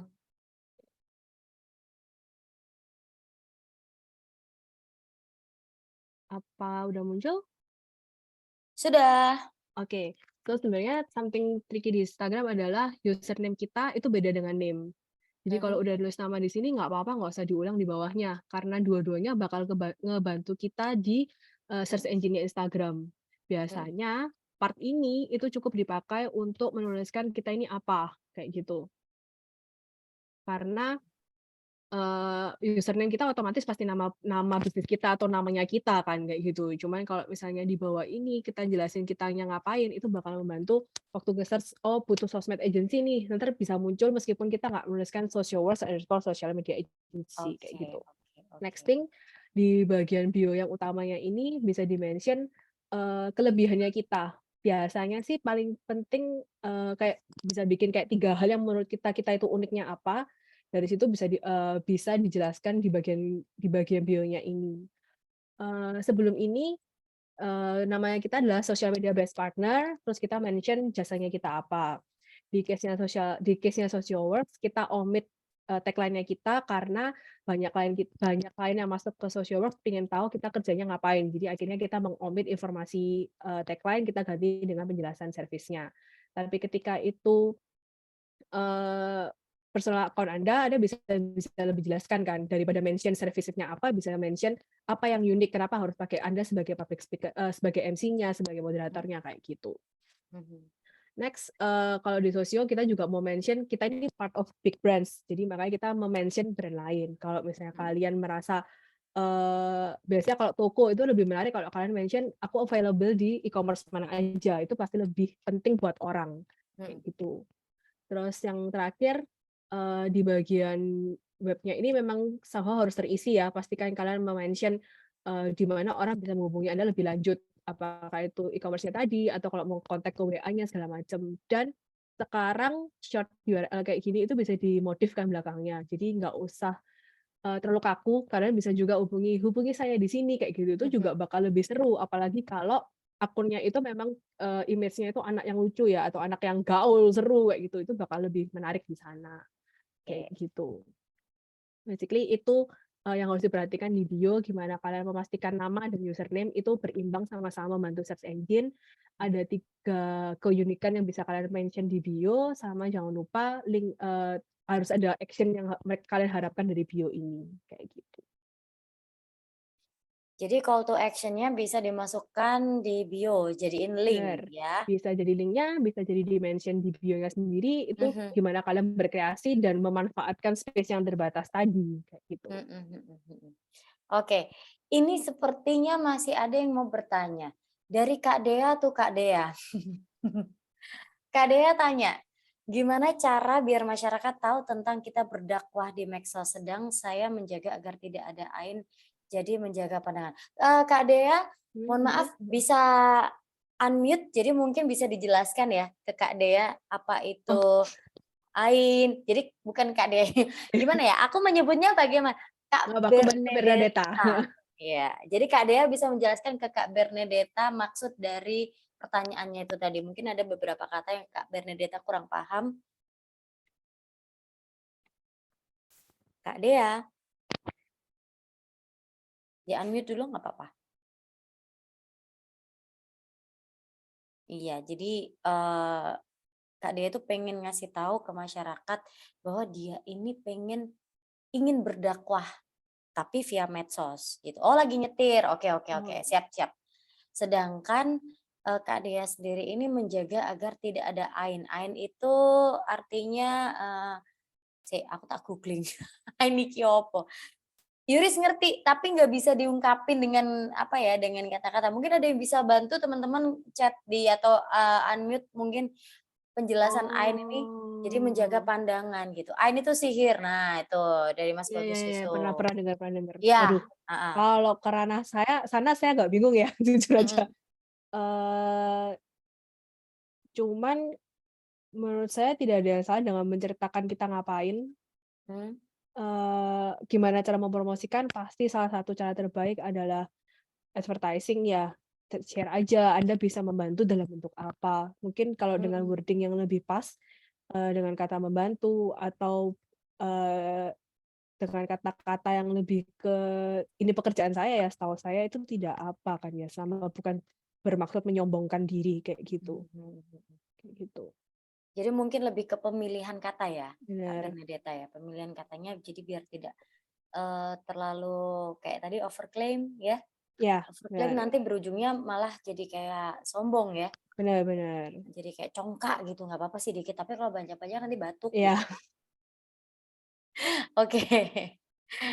Sudah ada lagi kah pertanyaan dari teman bicara di sini yang hadir pada malam hari ini? Waktu Yuris cek ternyata yang hadir di sini itu ada 63 partisipan. Wah, luar biasa ya.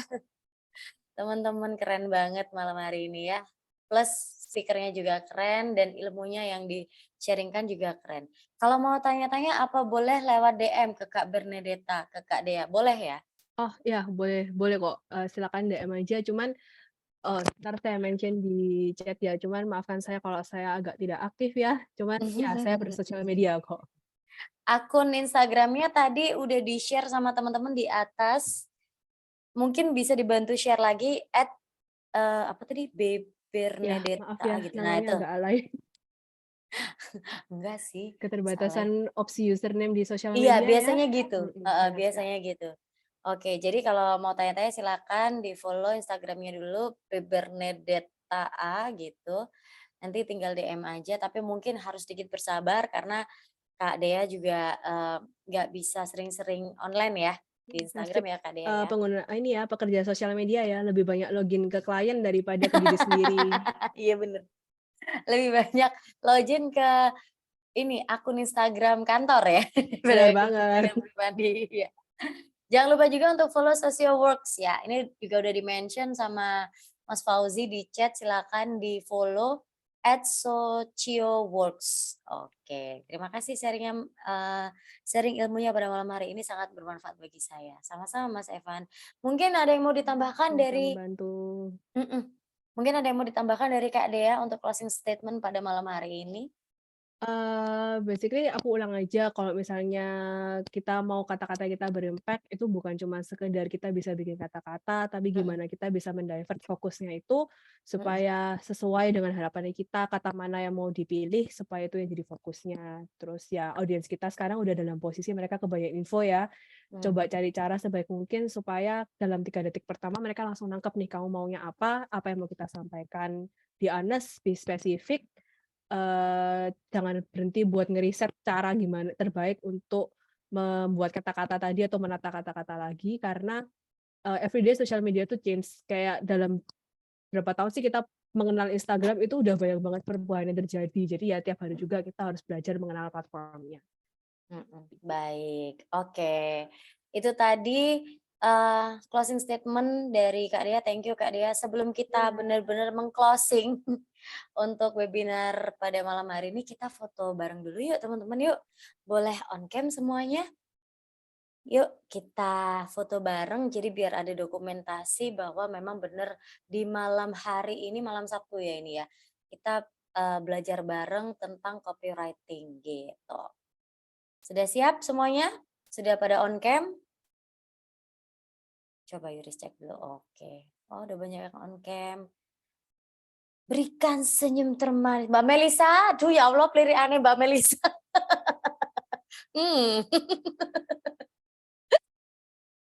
Bunda Korla. Oke, baik teman-teman. Apa Mbak Juris? Kita persiapan ya untuk foto bareng ya. Berikan senyuman terbaik teman-teman. Oke. Nggak apa-apa, Mbak Wida nggak apa-apa. Siap? Siap semuanya? 3, 2, 1. Boleh sekali lagi? Oke, sekali lagi ya. Buat yang belum on cam dan mau on cam silakan. Oke. Say cheese. 3, 2, 1. Oke.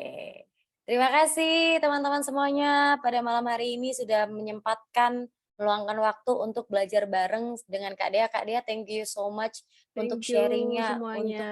untuk Semoga ya, materinya untuk membantu. Kalau misalnya ada yang masih bingung, nggak apa-apa DM aja, karena biasa information overwhelm ya, bingung mana yang mau disampaikan. Iya iya iya iya iya iya. Jadi sebenarnya, kalau mau disampaikan tuh banyak banget sebenarnya mau disampaikan ya, tapi karena keterbatasan waktu juga, jadi teman-teman yang pengen tanya-tanya lebih banyak lagi sama Kak Dea, silakan langsung DM di Instagram-nya Kak Dea, jangan lupa di-follow juga, @socialworks ya, gitu. Sekali lagi thank you buat Kak Dea untuk sharing-nya pada malam hari ini bermanfaat Thank banget. you. Teman-teman juga semoga ilmu yang disampaikan, yang diberikan oleh Kak Dea pada malam hari ini bisa sangat amat bermanfaat dan bisa, memberikan banyak insight untuk teman-teman ke depannya, gitu. Sehat selalu buat Kak Dea dan keluarga, buat teman-teman Iya, juga dari buat tim semuanya. Social Works juga. Dan juga buat teman bicara yang sudah hadir pada malam hari ini, terima kasih. Sehat selalu semuanya, dimudahkan dan dilancarkan segala urusannya. Sampai jumpa di kelas teman bicara selanjutnya. Yuris pamit dari kelas hari ini, dari Kata Jadi Konten dengan Kak Bernadetta Febrianti. Thank you. Wassalamualaikum warahmatullahi wabarakatuh.